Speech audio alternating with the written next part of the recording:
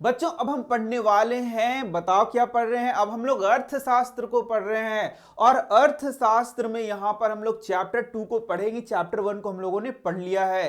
Chapter 2 क्या है? भारतीय अर्थव्यवस्था के क्षेत्रक। भारतीय जो अर्थव्यवस्था उसमें कौन कौन से क्षेत्रक हैं, उनको कैसे क्लासिफाई किया गया है, उनके क्या गुण हैं, उससे क्या क्वेश्चन आएंगे, सब चीज हम लोग इस चैप्टर में देखेंगे। तो पूरे चैप्टर को देखो देखो यहाँ एनसीईआरटी से पढ़ाया जा रहा है, तो तुम्हारे लिए बहुत उपयोगी है, क्योंकि सब चीज तुम सीख जाओगे। जो जो क्वेश्चन आंसर आएगा वो सारे चीज तुम्हारे दिमाग में बैठ जाएगा। कोई टेंशन कोई परेशानी नहीं होगी। तो यहां पर देख सकते हो आर्थिक कार्यों के क्षेत्र। तो सबसे पहला तो आर्थिक कार्य क्या है? बताओ बताओ क्या है आर्थिक कार्य? बताओ, समझ में आता है आर्थिक कार्य क्या है? क्या है आर्थिक कार्य? जैसे कि सुबह सुबह उठना और मुंह को धोना, ये आर्थिक कार्य है। या फिर भोजन करना आर्थिक कार्य है। अपने दोस्तों के साथ घूमना आर्थिक कार्य है? नहीं, ये आर्थिक कार्य तो नहीं है। आर्थिक कार्य क्या है? जैसे कि किसान क्या करते हैं? खेती करते हैं, तो यह क्या हो गया? एक आर्थिक कार्य हो गया। तुम्हारे माता पिता या तो खेती करते हैं या किसी अन्य उद्योग धंधे को करते हैं या कोई अन्य क्षेत्र से जुड़े हुए जैसे शिक्षक हो सकते हैं या फिर वकील हो सकते हैं। तो ये सब जो कार्य वो करेंगे अपने पेट के लिए, पैसों के लिए, वही क्या हो गया? आर्थिक कार्य हो गया। समझ में आ गया आर्थिक कार्य? तो तुम अगल बगल देखोगे तो तुम्हारे जैसा कौन बैठा हुआ बच्चा है? बैठे हुए हो तुम। लगता तो यही है कि बैठे हुए हो, ज्यादा पढ़ाई लिखाई नहीं कर रहे हो, ध्यान दे रहे हो पढ़ने पे। अरे ध्यान दो, नहीं तो बहुत मुश्किल हो जाएगा। समझ में आ रहा है? पढ़ाई पे बहुत ध्यान दो, बहुत फोकस करो। लेकिन तुम अगर अगल बगल सब लोगों को देखोगे तो देखो कोई ना कोई काम में हर लोग लगा हुआ है, कुछ ना कुछ काम को जरूर कर रहा है। अरे पेट का सवाल है बाबू, पेट के लिए कुछ ना कुछ तो करना ही पड़ेगा। नहीं करोगे तो भोजन कहां से आएगा? भोजन नहीं आएगा तो खाओगे क्या? ठीक है, ये माता पिता तुम्हें हमेशा बताते होंगे कि पेट के लिए कुछ ना कुछ तुमको जरूर करना है। तो क्या क्या करना है वो तो तुम समझो, तुम्हें भविष्य में क्या करना है। तुम्हें टीचर बनना है, इंजीनियर बनना है, डॉक्टर बनना है, किसान बनना है, वकील बनना है, क्या करना है तुम्हें ये तुम डिसाइड कर सकते हो। इसका मतलब बहुत सारे क्षेत्र हैं जहां पर हम काम कर सकते हैं और पैसा कमा सकते हैं। समझ में आ रहा है? तो ये मत सोचना कि यहाँ यूट्यूब पे सर को बहुत पैसा मिलता है, ऐसा ऐसा सोच नहीं रखना। बहुत बहुत बहुत कम पैसा मिलता है, फिर भी सर लोग पढ़ा रहे हैं, तो तुम लोग उनको थोड़ा हेल्प करो। देख रहे हो यहाँ पर, यहाँ देखो कई प्रकार के कार्य को देख सकते हो। तो यहाँ देख सकते हो कुछ लोग ईंट बना रहे हैं, कुछ लोग देखोगे ये कपड़ा बेच रही है स्त्री, यहाँ देख सकते हो कि यह खेती कर रहे हैं, यहाँ पर देख सकते हो कि कुल्ली का काम कर रहा है। तो ये सब क्या है? ये सब आर्थिक कार्यों के क्षेत्रक है जो लोग करते हैं। चाहे अमीर हो, चाहे गरीब हो, चाहे मिडिल क्लास हो, पेट के लिए सबको कुछ ना कुछ करना पड़ता है बाबू। समझ में आ गया? चलो यहां देखो, तो यहां यही चीज बताया गया है। निम्न चित्रों को देखो, आप लोगों को विभिन्न आर्थिक गतिविधियों में कार्यरत पाएंगे। तो यहां पर बहुत सारे लोग हैं जो कि आर्थिक गतिविधि कर रहे हैं। आर्थिक गतिविधि अर्थ यानी कि मनी से रिलेटेड है, पैसे से रिलेटेड है। इनमें से कुछ गतिविधियां वस्तुओं का उत्पादन करती हैं, कुछ अन्य सेवाओं का सृजन करती हैं। ये गतिविधियां हमारे चारों ओर हर समय संपादित होती हैं। अरे भैया नहीं होगा तो सब लोग क्या हो जाएगा? भूखे मर जाएगा, भूखे। यदि ये कार्य नहीं हुए तो सब लोग क्या होगा? भूखे मरना शुरू हो जाएगा। यानी काम तो करना ही पड़ता है, चाहे कुछ भी करो, जीवन को चलाना है तो कुछ काम करना होगा। लेकिन यहां जो जो काम बता रहा है इससे तुमको एग्जाम में क्वेश्चन पूछेगा, तो तुमको नंबर लाना है तो तुमको पढ़ना ही पड़ेगा। तो इसको मैं बहुत अच्छे से समझा रहा हूं, आगे बहुत अच्छे से समझाया गया है। यहां तक कि हमारे बोलने में भी हम इन गतिविधियों को कैसे समझ सकते हैं। इन्हें समझने का एक तरीका यह है कि कुछ महत्वपूर्ण मानदंडों के आधार पर इन्हें विभिन्न समूहों में वर्गीकृत किया जाए। तो बहुत सारे गतिविधियों को तो मैंने बता दिया, लेकिन इन गतिविधियों को हम लोग क्या करेंगे, अब क्लासिफाई करेंगे, वर्गीकृत करेंगे, और वहीं से तुम्हारा क्वेश्चन क्या हो जाएगा, आना शुरू हो जाएगा। तो चलो देखो यहां पर हम लोग देख सकते हैं। तो यहां पर आर्थिक गतिविधियों को जब तुम देखोगे, इधर बॉक्स बना के दिया हुआ है तुम्हारे लिए, एकदम आसान बच्चों जैसा बनाया गया है। तो सबसे पहला तुम्हारा प्राथमिक क्षेत्रक, आर्थिक गतिविधियों के आधार पर कितने क्षेत्रक में बांटा गया है अर्थव्यवस्था को, तो 3, ये हमको पढ़ना है। पहला क्या है, पहला है प्राथमिक क्षेत्रक। पहला क्या है बच्चों, पहला है प्राथमिक क्षेत्रक। तो दूसरा क्या होगा, अरे भैया दूसरा तो द्वितीय के क्षेत्रक ना होगा, पहला प्राथमिक क्षेत्रक है तो दूसरा क्या होगा, दूसरा होगा द्वितीय क्षेत्रक। तो तीसरा क्या हो जाएगा, तृतीय क्षेत्रक। देखा, एक झटके में 3 नंबर मिल गया। बोलेगा कि कितने भागों में बांटा गया क्षेत्रक को, तो बोलना 3। बोलो पहला क्या है, पहला है प्राथमिक क्षेत्रक, उसके बारे में पढ़ेंगे। दूसरा है द्वितीय क्षेत्रक, और तीसरा क्या है, तृतीय क्षेत्रक। इसी के बारे में इतना लंबा चौड़ा बहुत सारा चीज लिखा गया है, तो समझना तो है, ये है, भले मत लिखना एग्जाम में सब चीज, लेकिन समझना तो है। देखो पहला क्वेश्चन बन गया और तुमको आंसर भी बुझा गया। क्या बुझाया, कि यहाँ पर जो क्षेत्रक है उसको बोल कई भागों में बांटा गया है, 50, 60, 70, अरे भैया 3 भागों में बांटा गया है, 3। सुतो मत, यहाँ सुतने नहीं यहाँ पढ़ो। पहला है प्राथमिक क्षेत्रक, दूसरा है द्वितीय क्षेत्रक, और तीसरा क्या है, तृतीय क्षेत्रक। तो प्राथमिक क्षेत्रक सीधा सीधा है कृषि, खेती, ठीक है। प्राथमिक क्षेत्रक किससे रिलेटेड है, कृषि, यानी कृषि को ही प्राथमिक क्षेत्रक कहते हैं। तो तुम जानते हो कि बहुत सारे लोग कृषि से जुड़े हुए हैं, खेती से जुड़े हुए हैं। तो वे लोग किस क्षेत्रक में आते हैं, उनका काम जो है, उनका आर्थिक काम जो है किस क्षेत्रक में आता है, बोलो आंसर। यस, प्राथमिक क्षेत्रक में आता है। तो यहां से क्वेश्चन हो गया ना, क्वेश्चन का पूछा, बोलो कि कृषि किस क्षेत्रक में आता है बच्चों बताओ, तो तुम बोलना कि प्राथमिक क्षेत्रक में आता है, 1 नंबर बन गया। अब देखोगे यहां पर, तो यहां पर देख सकते हो कैसे प्राथमिक क्षेत्रक में प्राकृतिक वस्तुएं उत्पादित करता है। यहां जो व्यक्ति है जो इस कार्य को कर रहा है, कैसा कार्य है, आर्थिक कार्य है। यहां पर जो व्यक्ति आर्थिक कार्य कर रहा है, अरे सोचा करो, समझा करो, आर्थिक कार्य है, कार्य नहीं है। तो यहां जो व्यक्ति आर्थिक कार्य कर रहा है, वह जैसे खेती कर रहा है, पशुपालन कर रहा है, वह प्राकृतिक वस्तुओं से जुड़ा हुआ उसका काम है, और उसको हम लोग क्या बोलते हैं, प्राथमिक क्षेत्रक बोलते हैं। भेजा में घुस गया, नहीं घुसा तो देखो दूसरा वाला यहां देखना, द्वितीय क्षेत्रक क्या है, तो द्वितीय क्षेत्रक वैसा क्षेत्रक है जो कि प्राथमिक क्षेत्रक पर निर्भर होता है। अब वो क्या है वो मैं समझाऊंगा थोड़ी देर में। तो द्वितीय क्षेत्रक औद्योगिक है, क्या है, औद्योगिक है। तो तुम बोलोगे ले इतनी ही सुन बताए, अरे इतनी सुन कैसे बताए, इतना ही कौन पढ़ेगा, तुम ही को ना पढ़ना है। अरे थोड़ा सा यहाँ बॉक्सवा में दिया हुआ है उसको पहले समझ लो, उसके बाद में एकरा में हाथ लगाओगे, सब एक ही बार पूरा घमेड़ के दिमाग में घुसेड़ लोगे नहीं ना। यहाँ देखना, तो द्वितीय क्षेत्र क्या हो गया, औद्योगिक हो गया। तो तुम जानते ही हो कि जो उद्योग है वह कच्चे माल पर निर्भर करता है। तो जो कच्चा माल है वह किससे रिलेटेड हो गया, वह हो गया तुम्हारा प्राथमिक वाले पे हो गया। तो यही बता रहा है कि यह है तुम्हारा द्वितीय क्षेत्रक जो कि औद्योगिक है, विनिर्मित वस्तुएं उत्पादित करता है, यानी ये विनिर्माण से संबंधित है। यहां पर कुछ न कुछ चीजें को बनाया जाता है। जैसे देख सकते हो यहां पर, जैसे मान लो कि कपड़ा ही का उद्योग है, तो कपड़ा का उद्योग किस पे निर्भर है, प्राथमिक क्षेत्रक पर निर्भर है, ठीक है। ठीक इसी तरीके से जो चीनी का उद्योग है वह भी किस पे निर्भर है, प्राथमिक उद्योग पर निर्भर है। तो बहुत सारे आर्थिक कार्यों में जुड़े हुए लोग इससे जुड़े हुए हैं, यानी कि वो औद्योगिक कार्यों से जुड़े हुए हैं, यानी वो किस क्षेत्र के हैं, द्वितीय क्षेत्र के हैं। किसान लोग किस क्षेत्र का है, वो प्राथमिक क्षेत्र का है। अब देखोगे कि इसके अलावा जो टीचर है, तो टीचर क्या कर रहा है, टीचर ना ही खाना उगा रहा है, ना ही मतलब कि ना कृषि कर रहा है और ना उद्योग कर रहा है, तो उसको कहां भेज दे, वो कहीं नहीं है क्या, अरे है, वो हो गया तृतीय क्षेत्रक में। तृतीय क्षेत्रक में बेचारा आ गया। जैसे कि जो हम लोग टीचर है, हम लोग कौन क्षेत्रक में आ गए?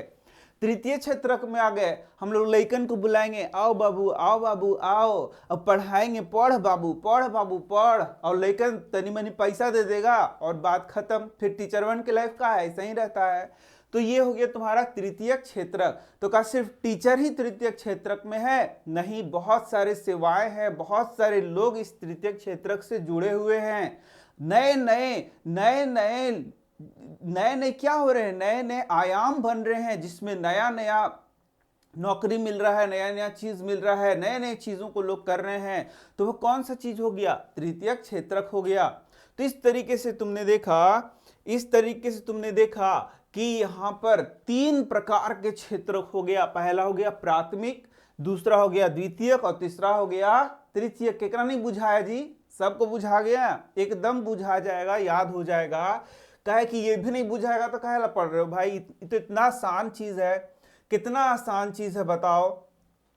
तो यहां पर अब हम लोग देख रहे हैं, इसको थोड़ा बड़ा कर करके पढ़ना है, तो उसमें पॉइंट बनाते जाना और उसको याद करते जाना। देखो क्या बोल रहा है, प्राकृतिक संसाधनों के प्रत्यक्ष उपयोग पर आधारित अनेक गतिविधियां हैं, जैसे कपास की खेती। यह एक मौसमी फसल है।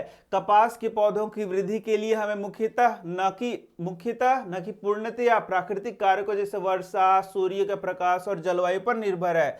अतः कपास एक प्राकृतिक उत्पाद है। इसी प्रकार डेयरी उत्पादन में हम पशुओं के जैविक प्रक्रिया में चारा आदि की उपलब्धता पर निर्भर होते हैं। अतः इसका उत्पाद दूध भी एक प्राकृतिक उत्पाद है। इसी प्रकार खनिज और अयस्क भी प्राकृतिक उत्पाद है। जब हम प्राकृतिक संसाधनों का उपयोग करके किसी वस्तु का उत्पादन करते हैं तो इसे प्राथमिक क्षेत्र की गतिविधियों में हम लोग रखते हैं। देख लो, इतना पढ़ाया एकदम घचा घिची कितना चीज तुम लोग को पढ़ा दिया। तुम लोग को कुछ बुझाइए नहीं रहा है कि मास्टर साहब का पढ़ रहे हैं। अरे मास्टर साहब का पढ़ रहे हैं, कुछ तो बुझेबे नहीं किया। अरे कैसे नहीं बुझाया? यहाँ देखो ना क्या बोल रहा है कि कपास का जो खेती करोगे, धान का जो खेती करोगे, साथ ही साथ तुम मान लो कि गन्ना का जो खेती करोगे या कोई भी खेती करोगे तो किस चीज पर आधारित है? प्रकृति पर तो आधारित है। यदि प्रकृति अच्छा रहेगा तो वहां पर उसका उत्पादन ज्यादा होगा। ठीक है, इस तरीके से तुम डेयरी का धंधा कर रहे हो, गाय पशु पाल रहे हो, भैंस पाल रहे हो, ठीक है। भैंसिया पे चढ़े हो? कभी चढ़े हो? मजा आता है भैंसिया पे चढ़ने में? हाँ, बहुत लोग भैंसिया पे चढ़ के क्या करता है, घूमे निकल जाता है और समूह को क्या करेगा, दूध दुहेगा छुई छुई। अब देखो, अब यहाँ पर जो भैंसिया दूध दे रहा है तो वो भी क्या है, प्राकृतिक हो गया ना। उसको जैसन खिलाओगे वैसन देगा। ठीक इसी तरीके से जो तुम खनिज प्राप्त कर रहे हो वह भी क्या है, प्रकृति से निर्भर है, मतलब प्राकृतिक हो गया वो। तो प्रकृति से जितना सब चीज हो गया, ये प्राकृतिक संसाधन हो गया, उसको उपयोग करके किसी वस्तु का उत्पादन करते हैं तो इसे प्राथमिक क्षेत्रक हम लोग मानते हैं। जैसे कृषि क्या हो गया, प्राथमिक क्षेत्र हो गया। पशुपालन क्या हो गया, प्राथमिक क्षेत्रक हो गया। मैंने बोला ना कि यहाँ पर जो पढ़ा है ना थोड़ा थोड़ा, उसी को यहाँ बढ़ाकर पढ़ाया गया है। तो दिमाग को एकदम शांत रखो, ठंडा रखो। बेसन नहीं तो लगा लो, बेसन पानी में घोर के लगा लो तो दिमाग ठंडा रहेगा। अरे मत जाओ जी, बेसन मत लगाना, यहाँ बता रहे हैं।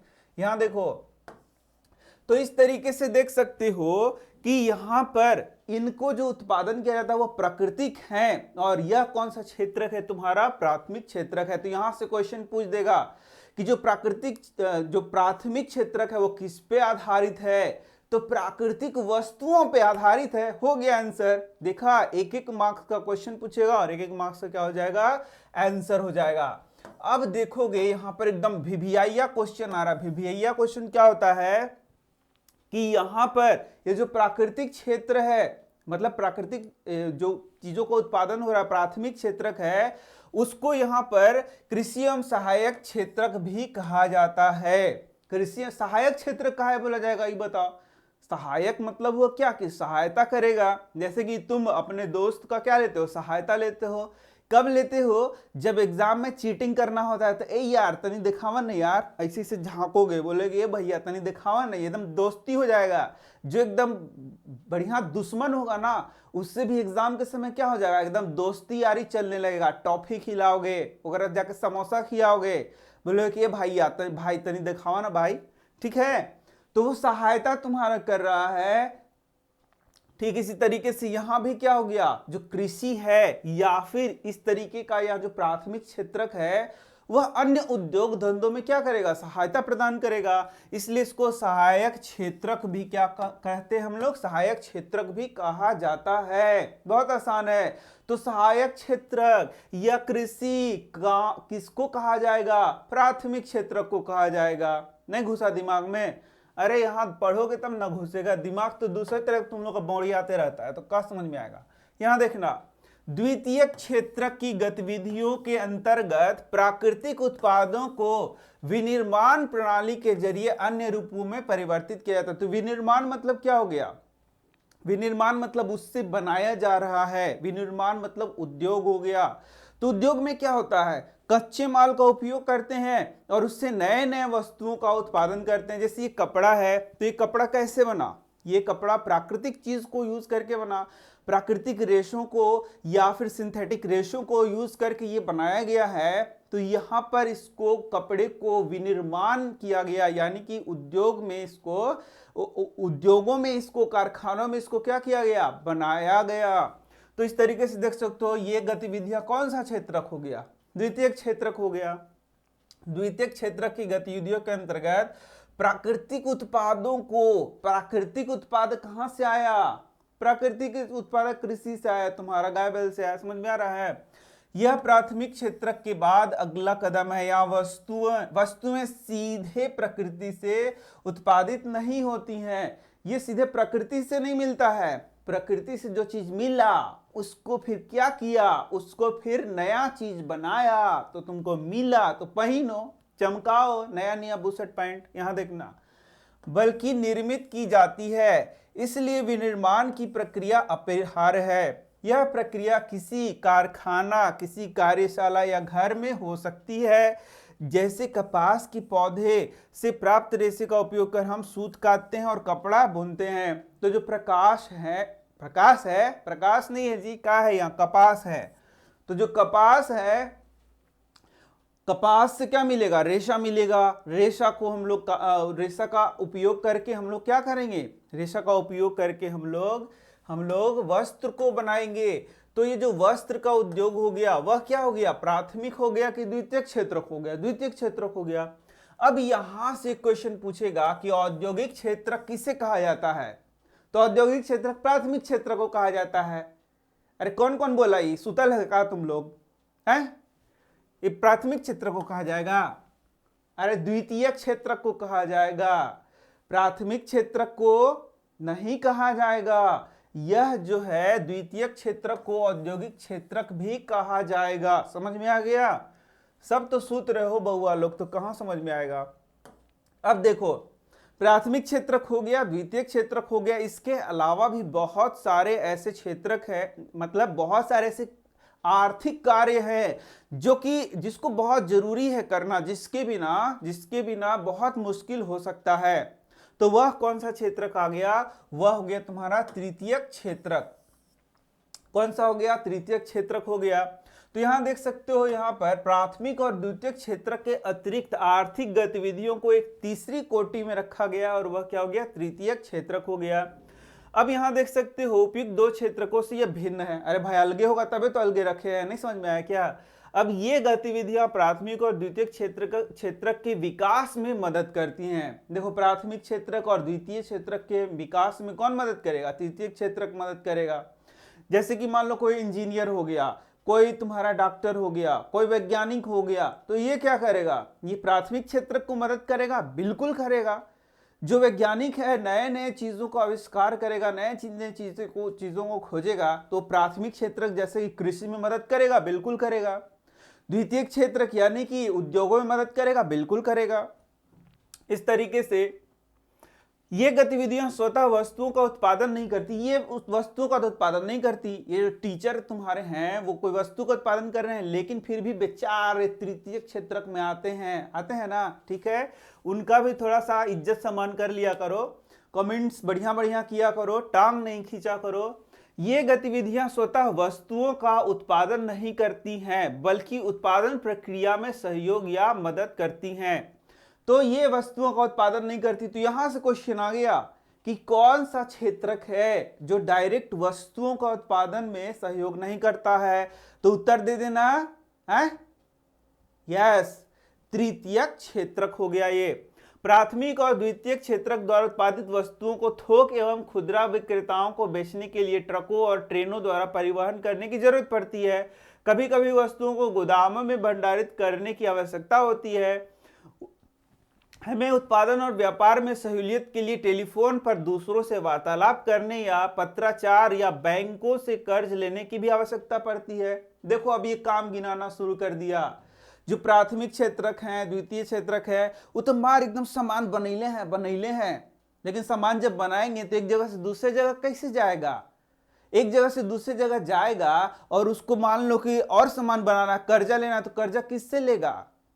उसके बाद भी 50 क्या बोले, हजारों तरीके का काम है जो कि तृतीय क्षेत्रक वाले उसको क्या करते हैं, संभालते हैं। भैया तृतीय क्षेत्रक वाले भी बहुत इंपॉर्टेंट है, बहुत बहुत बहुत इंपॉर्टेंट है। उनको तुम मजाक में मत ले लेना कि तृतीय क्षेत्रक वाला है बेकार है। अरे भाई वो भी बहुत इंपॉर्टेंट है। यानी कि सब मिला जुला के काम चल रहा है, ये जान लेना। एक भी किसी को भी हम लोग कम या बेसी नहीं कह सकते हैं, बहुत इंपॉर्टेंस है सबका।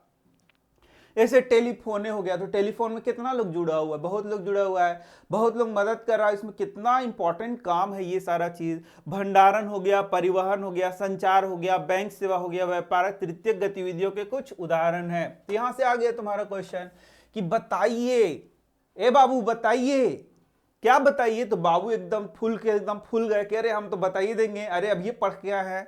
तो पूछेगा कि ये बाबू बताइए कि जो परिवहन है वो प्राथमिक है कि द्वितीयक है? अब बाबू के दिमाग में घूम गया, कह रहे ये का है, परिवहन का है। हाँ, परिवहन तृतीयक है।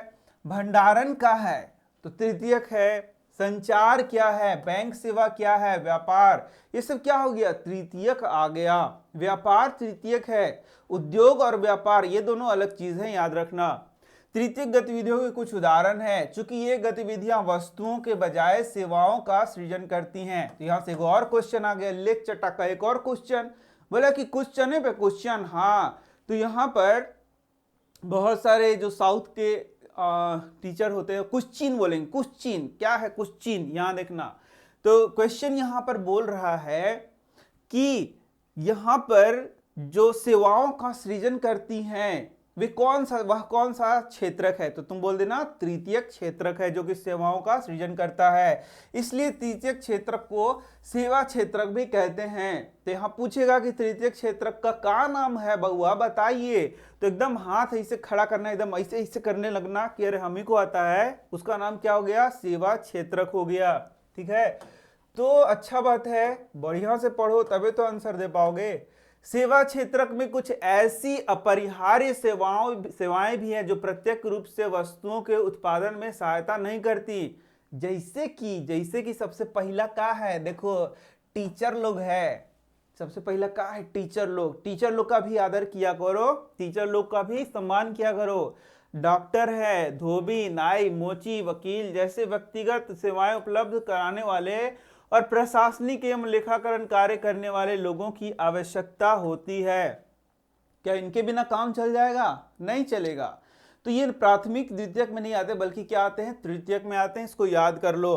तो यहां से भी क्वेश्चन उठ जाएगा, शिक्षक, डॉक्टर, धोबी, नाई, मोची, वकील कहाँ किस क्षेत्रक में आते हैं? तो उत्तर एकदम झकझका के दे देना, एकदम क्या है उत्तर, तृतीयक क्षेत्रक। वर्तमान समय में सूचना प्रौद्योगिकी पर आधारित कुछ नवीन सेवाएं जैसे इंटरनेट कैफे का नाम है, सुनते एकदम तुम लोग एकदम झड़झड़ा जाते हो। चलो देखो, ATM booth, call centre, software company इत्यादि भी बहुत महत्वपूर्ण हो गई हैं। तो ये भी कौन सा क्षेत्रक आ गया, तृतीयक क्षेत्रक आ गया। तो अब देख सकते हो जो हमारा नेक्स्ट टॉपिक है वह क्या है, तीनों क्षेत्रकों की तुलना करना। प्राथमिक, द्वितीयक और तृतीयक, ये जो तीनों क्षेत्रक हैं इसकी क्या करना, तुलना करना। तो यहां भी हम लोग प्रत्येक लाइन को पढ़ेंगे, हर एक चीज को समझेंगे, जो जो क्वेश्चन आंसर बनते जाएगा वो सारा करते जाएंगे। तो देख सकते हो प्राथमिक, द्वितीयक एवं तृतीयक क्षेत्रक के विविध उत्पादन कार्यों में काफी अधिक मात्रा में वस्तुओं और सेवाओं का उत्पादन होता है। तो प्राथमिक में बहुत सारे लोग हैं जुड़े हुए हैं, द्वितीयक में बहुत सारे लोग जुड़े हुए हैं, तृतीयक में बहुत सारे लोग जुड़े हुए हैं, बहुत सारा उत्पादन कार्य हो रहा है। ये तुम विश्वास कर रहे हो कि नहीं कर रहे हो? बिल्कुल करना चाहिए। तो साथ ही इन क्षेत्रकों में काफी अधिक संख्या में लोग वस्तुओं और सेवाओं का उत्पादन के लिए काम कर रहे हैं। अरे भैया, तीनों क्षेत्रक में बहुत सारे लोग लगे हुए हैं, बहुत सारा चीजों का उत्पादन कर रहे हैं।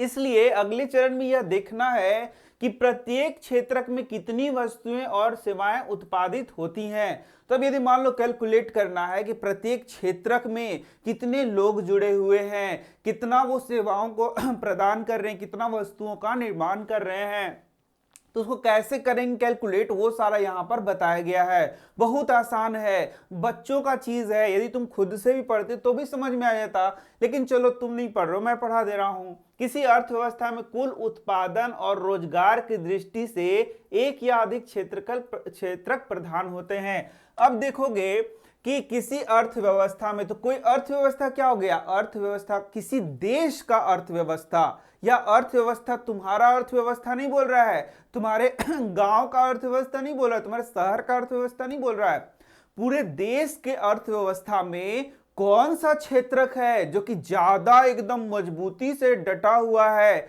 कौन सा क्षेत्रक है जो कि कमजोर है, कौन सा क्षेत्रक है जो कि मजबूत है, तभी तो तुलना होगा। तो उसी को तो हम लोग देख रहे हैं कि अलग अलग देशों में ये जो क्षेत्रक हैं, प्राथमिक, द्वितीयक और तृतीयक, इनमें से कौन एकदम मजबूत है, बहुत मजबूत है, किसमें वृद्धि हो रहा है, किसमें घटौती हो रहा है।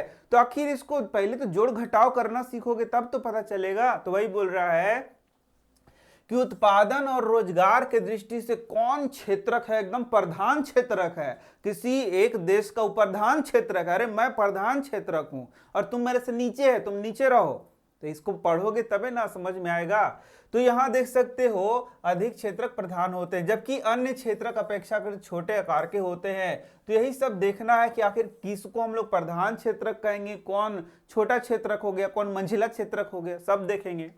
प्रत्येक क्षेत्रक की विविध वस्तुओं और सेवाओं की हम गणना कैसे करते हैं, यही यह बोल रहा है कि प्रत्येक क्षेत्रक है तो प्रत्येक क्षेत्रक में जो उत्पादन हो रहा है, जो वस्तुओं का उत्पादन हो रहा है, जो सेवाएं वो प्रदान कर रहा है, उसका गणना हम कैसे करेंगे और कुल उत्पादन को कैसे जानेंगे, कुल उत्पादन को कैसे जानेंगे, यही यहाँ पर ये बता रहा है। ये जो भी हम पढ़ेंगे इसमें यही बता रहा है कि पूरे देश का यदि कुल चीजों को जब जोड़ के और गिन देना है तो कैसे गिनेगा, क्या उसका विधि है, तरीका है, वही यहां बता रहा है। तो तुम जो सोच रहे हो वो ऐसा है क्या कि ये थोड़ा अलग है। तो जैसे कि आप सोच रहे होंगे, तो आप सोच रहे हो, मैं तुमको बोल रहा है कि तुम सोच रहे हो, तुम सोचते हो क्या, बोलोगे भाग हम काला सोचें, लेकिन सोचना चाहिए, सोचो। यहाँ बोल रहा है कि बउआ सोचिए, तो बोल रहा है आप सोचते होंगे कि हजारों की संख्या में उत्पादित वस्तुओं और सेवाओं की गणना करना असंभव कार्य है। देखो जो बुक लिख रहा है ना, उसको लगता है कि जरूर तुम सोचते होगे, उसको पता नहीं कि तुमको कोई लेना देना नहीं है सोचने से, तुमको तो खेलने और घूमने से मतलब है। तो तुम बोलोगे ना बुक वाला लिखने वाले को कि हम सोच रहे हैं, तुम बताओ ना, पढ़ाओ पढ़ाओ, हम सोच रहे हैं, अब तुम पढ़ाते रहो, हम सोचते रहेंगे। चलो यहाँ देखो, तो यही बात है, यहां पर तो लिखा हुआ है, तो उसी को पढ़ना है कि भैया तुम सोच रहे होगे, तुम सोच रहे होगे, बैठे बैठे यहां सोच रहे होगे, क्या सोच रहे होगे कि इनको गणना करना बहुत कठिन कार्य है। लेकिन दिमाग वाला भी तो लोग है, कोई भी चीज कर सकता है आज के जमाना में। तो यहां देख सकते हो, यह न केवल बृहद कार्य है बल्कि आप आश्चर्यचकित भी होंगे कि हम कारों और कंप्यूटरों, कीलों और फर्नीचरों की संख्या का योगफल कैसे कर सकते हैं, यह अत्यंत बेतुकी बात है। तो यही वाला बोल रहा है कि अरे भैया हम सब चीज कैसे गिन दें, सबके पैसा कैसे गिन दें और सबको कैसे एक साथ जोड़ के बोले कि कौन क्षेत्रक बड़का है और कौन क्षेत्रक छोटका है। ठीक है, ये तुमको लगता होगा, लेकिन यहां देखो यहां पर कुछ बताया गया उस समस्या का समाधान। आप बिल्कुल सही सोचते हैं, इसको अभी नहीं पता कि तुम नहीं सोच रहे हो, लेकिन चलो जो बोल रहा है, इस समस्या के समाधान के लिए अर्थशास्त्रियों का सुझाव है कि वस्तुओं और सेवाओं की वास्तविक संख्याओं का योग करने के स्थान पर उनके मूल्य का उपयोग किया जाना चाहिए। तो यहां देखो, यहां पर अब चीज तुमको समझना होगा कि अर्थशास्त्रियों ने यहाँ क्या जुगाड़ भिड़ाया है कि वस्तु को नहीं गिनेगा, चीज को नहीं गिनेगा, उसके अंतिम मूल्य को गिनेगा और उसी को यहाँ पर उसी का उपयोग करेगा उसका पूरा कैलकुलेशन करने के लिए। तो देखो एक उदाहरण भी बताया, तुमको नहीं समझ में आ रहा है तो, जैसे कि 10,000 किलोग्राम गेहूं 8 रुपए प्रति किलोग्राम की दर से बेचा जाता है, तो यहां पर गेहूं का मूल्य को जोड़ रहा है, तुमको 10,000 किलोग्राम को नहीं जोड़ रहा है। उस मूल्य से निर्धारित करेगा कि वह जो क्षेत्रक है बड़ा है कि छोटा है, उस क्षेत्रक का क्या स्थान है, वही सब यहां बोल रहा है। अब देखोगे 10 रुपए प्रति की नारियल की दर से 5,000 नारियल का मूल्य, बताओ तो जरा कितना हो जाएगा। अब गिनना शुरू कर दोगे, गिनो नहीं, एगो जीरो बैठा दो तो ये हो जाएगा 50,000 रुपया होगा। इसी प्रकार तीनों क्षेत्रकों के वस्तुओं और सेवाओं के मूल्य की गणना की जाती है। अब देखो ये क्लियर हो गया कि कौन क्षेत्रक है बड़ा और कौन क्षेत्रक है छोटा, इसका गणना करना होगा। और गणना करने के लिए वस्तु को नहीं गिन रहा है, पैसा को गिन रहा है। पैसा, माल है तो ताल है, पैसा पैसा पैसा, हर जगह पैसा, ठीक है। तो तुम पढ़ाइयो कर रहे हो, पैसा ला, मास्टर साहब तुमको पढ़ा रहे हैं, पैसा ला, भले कम पैसा मिले लेकिन मास्टर साहब लगे हुए हैं एकदम दे दनादन वीडियो बनैले जा रहे हैं, कोई फायदा हो ही नहीं रहा है, मार पैसा अपना भिड़ा दिए हैं, कोई फायदा हो ही नहीं रहा है। और लेकिन मार कमेंट कैले जा रहा है, लेकिन उल्टी के पलटी कमेंट करेगा कि सर आज 10 गो वीडियो अपलोड कर दीजिए, सर ई कर दीजिए वो कर दीजिए। उसको पता नहीं है कि सर के क्या हालत है, खस्ता हाल है। यहां देखो अब यहां बोल रहा है ध्यान रखें कि यहां एक सावधानी बरतने की जरूरत है, एक सावधानी बरतने की जरूरत है। क्या सावधानी बरतने की जरूरत है कि जब पैसा का कैलकुलेशन करना है तो अंतिम उत्पाद को आपको वहां कैलकुलेशन करना है। जैसे कि मान लो कि बिस्किट बना रहे हैं, तो बिस्किट बनाने के लिए जो हम लोगों को आटा चाहिए, चीनी चाहिए, मजदूर चाहिए, सब उस सब को नहीं जोड़ रहा है, सीधे कितना जो बिस्कुट बना उसका कितना दाम होगा उसको जोड़ना है। वही यहां बोलना है कि वो ध्यान दीजिए कि आप मान लीजिए कुछ चीज बना रहे हैं तो उसका अंतिम जो पैसा होगा उसको गिनना, पहले से नहीं सबको जोड़ते जाना है, कितना आटा लगा, इतना चीनी लगा, इतना आदमी का पैसा लगा और वो सब जोड़ रहे हैं, फिर बिस्कुटों के दाम जोड़ दे रहे हैं, ऐसा नहीं। बोल रहे हैं जब पैसा आप जोड़ने लगिए तो अंतिम उत्पाद में जो पैसा लगा है उसी को हम लोग जोड़ते हैं। यहाँ पर केवल अंतिम वस्तुओं और सेवाओं की ही गणना की जाती है। ये बात याद रखना कि जब हम लोग गणना कर रहे हैं कि कितना पैसा किस क्षेत्रक में है, तो वहां पर अंतिम वस्तु और सेवाओं का हम लोग गणना करते हैं, प्रारंभिक का नहीं करते हैं। जो प्रारंभ में है उन सारी चीजों को क्या कर देते हैं, छोड़ देते हैं, ठीक है, क्योंकि जो अंतिम है उसमें प्रारंभिक वाला भी शामिल हो जाता है इसी कारण से, ठीक है।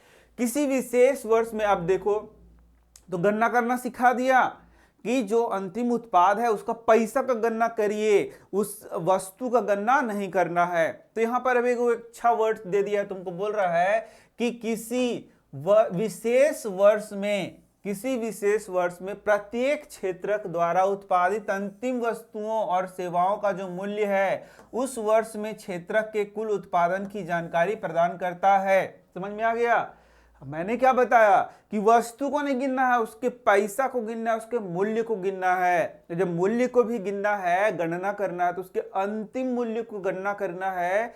और यही यहां भी बोल रहा है कि किसी विशेष वर्ष में प्रत्येक क्षेत्रक द्वारा, किसी विशेष वर्ष में, हर एक वर्ष इसका गणना करना है, तो किसी विशेष वर्ष का बात बोल रहा है, प्रत्येक क्षेत्रक द्वारा उत्पादित, प्रत्येक क्षेत्र में कितना उत्पादन हुआ है अंतिम वस्तुओं और सेवा का, उसका पैसा को गिनना है, मतलब उसका मूल्य को क्या करना है, गिनना है।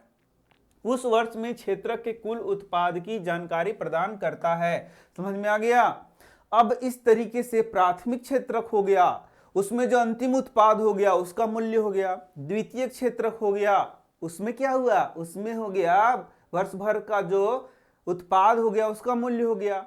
तृतीय क्षेत्र हो गया, उसको वर्ष भर का उत्पाद हो गया, उसका मूल्य हो गया। तीनों को क्या करो, एक जगह क्या करो, जोड़ दो। तो तीनों क्षेत्रकों की उत्पादनों के योगफल को देश का सकल घरेलू उत्पाद सघऊ कह रहे हैं। ठीक है, क्या बोलते हैं, सकल, स से सकल, घ से घरेलू और उ से उत्पाद कहते हैं। तो पूछेगा कि सकल घरेलू उत्पाद क्या हो गया, तीनों क्षेत्रकों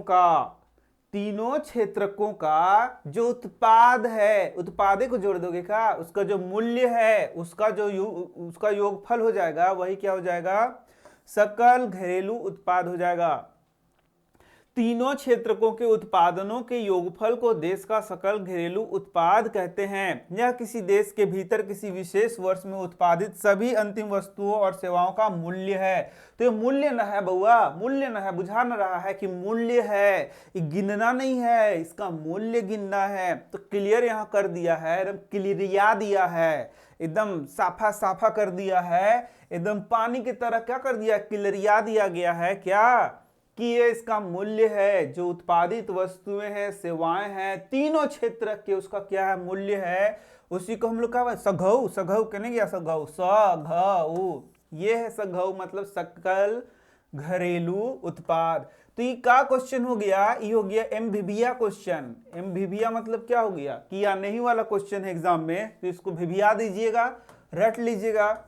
हम मुझे तो उम्मीद है कि रटा ही गया होगा कि तीनों क्षेत्र के जो उत्पाद है उसका मूल्य है, ओकरा धर के जोड़ दो, तो वही हो गया सकल घरेलू उत्पाद। तो घरेलू में तुम्हारे घर के उत्पाद जोड़ना है, पूरे देश का ये एक है, ये क्या है, देश का। तो ये जो सघऊ है यानी कि सकल घरेलू उत्पाद है, अर्थव्यवस्था की विशालता प्रदर्शित करता है। किसी देश की अर्थव्यवस्था का विशालता विशाल है या फिर छोटा है या फिर छोटी को के है, वह कौन दिखाता है, ये सकल घरेलू उत्पाद ही दिखाता है। ठीक है, अब देख सकते हो भारत में सकल घरेलू उत्पाद मापन जैसा कठिन कार्य केंद्र सरकार के मंत्रालय द्वारा किया जाता है। अब पूछेगा कि भारत सरकार में सकल घरेलू उत्पाद का मापन कौन करता है, तो बोलना मैं करता हूं, मैं, अरे मैं, तुम करता है, तुम नहीं करता है।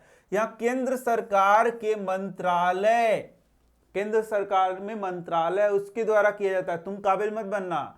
यह मंत्रालय राज्यों एवं केंद्र शासित क्षेत्रों के विभिन्न सरकारी विभागों की सहायता से वस्तुओं और सेवाओं की कुल संख्या और उसके मूल्य से संबंधित सूचनाएं एकत्र करता है। तो जब संख्या होगा तभी तो उसका मूल्य होगा, लेकिन यहाँ पर हम लोगों को मूल्य से समझ में आना चाहिए कि मूल्य को क्या करेगा, कैलकुलेट करेगा, और तब जीडीपी का अनुमान करता है। तो यही है जीडीपी, सकल घरेलू उत्पाद, इसी को जीडीपी कह रहा है। तो ये जीडीपी क्या है, ग्रॉस डोमेस्टिक प्रोडक्ट है, यही है सकल घरेलू उत्पाद। लिखने भाग गया, इन्हें आओ भाई, सकल घरेलू उत्पाद।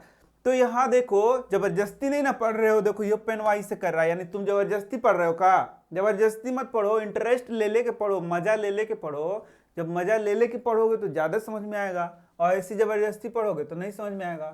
तो बोलता है क्षेत्रकों में ऐतिहासिक परिवर्तन, क्षेत्रकों में ऐतिहासिक परिवर्तन। अरे भैया ऐतिहासिक परिवर्तन का मतलब क्या हो गया, कि पहले ये जो तीनों क्षेत्रक हैं, तो पहले कोई जो क्षेत्रक होगा बेचारा बहुत विशाल होगा, अब बेचारा भुचकू को हो गया, छोटे को हो गया, तो कैसे हो गया, कुछ उसमें परिवर्तन हुआ होगा। समय के साथ हर चीज में परिवर्तन होता है। कभी तुम क्लासरूम में बैठ के पढ़ रहे होगे और सर को क्या टांग खींच रहे होगे, और अब देखो इंटरनेट पे बैठ के पढ़ रहे हो और कमेंट के जरिए क्या कर रहे हो, सर का टांग खींचने में लगे हुए हो। तो ऐसा होता है, समय के साथ परिवर्तन हो रहा है। तो इसका मतलब क्या है, कभी किसी देश में जो प्राथमिक क्षेत्रक है वो बहुत बड़ा होगा, लेकिन अब हो सकता है कि वह क्या धीरे धीरे छोटा होता जाए। किसी देश में तृतीय क्षेत्रक कभी काफी बड़ा होगा, हो सकता है कि अभी वह छोटा होता जाए। तो यानी कि यहाँ क्षेत्रकों में परिवर्तन होना आसान सा बात है।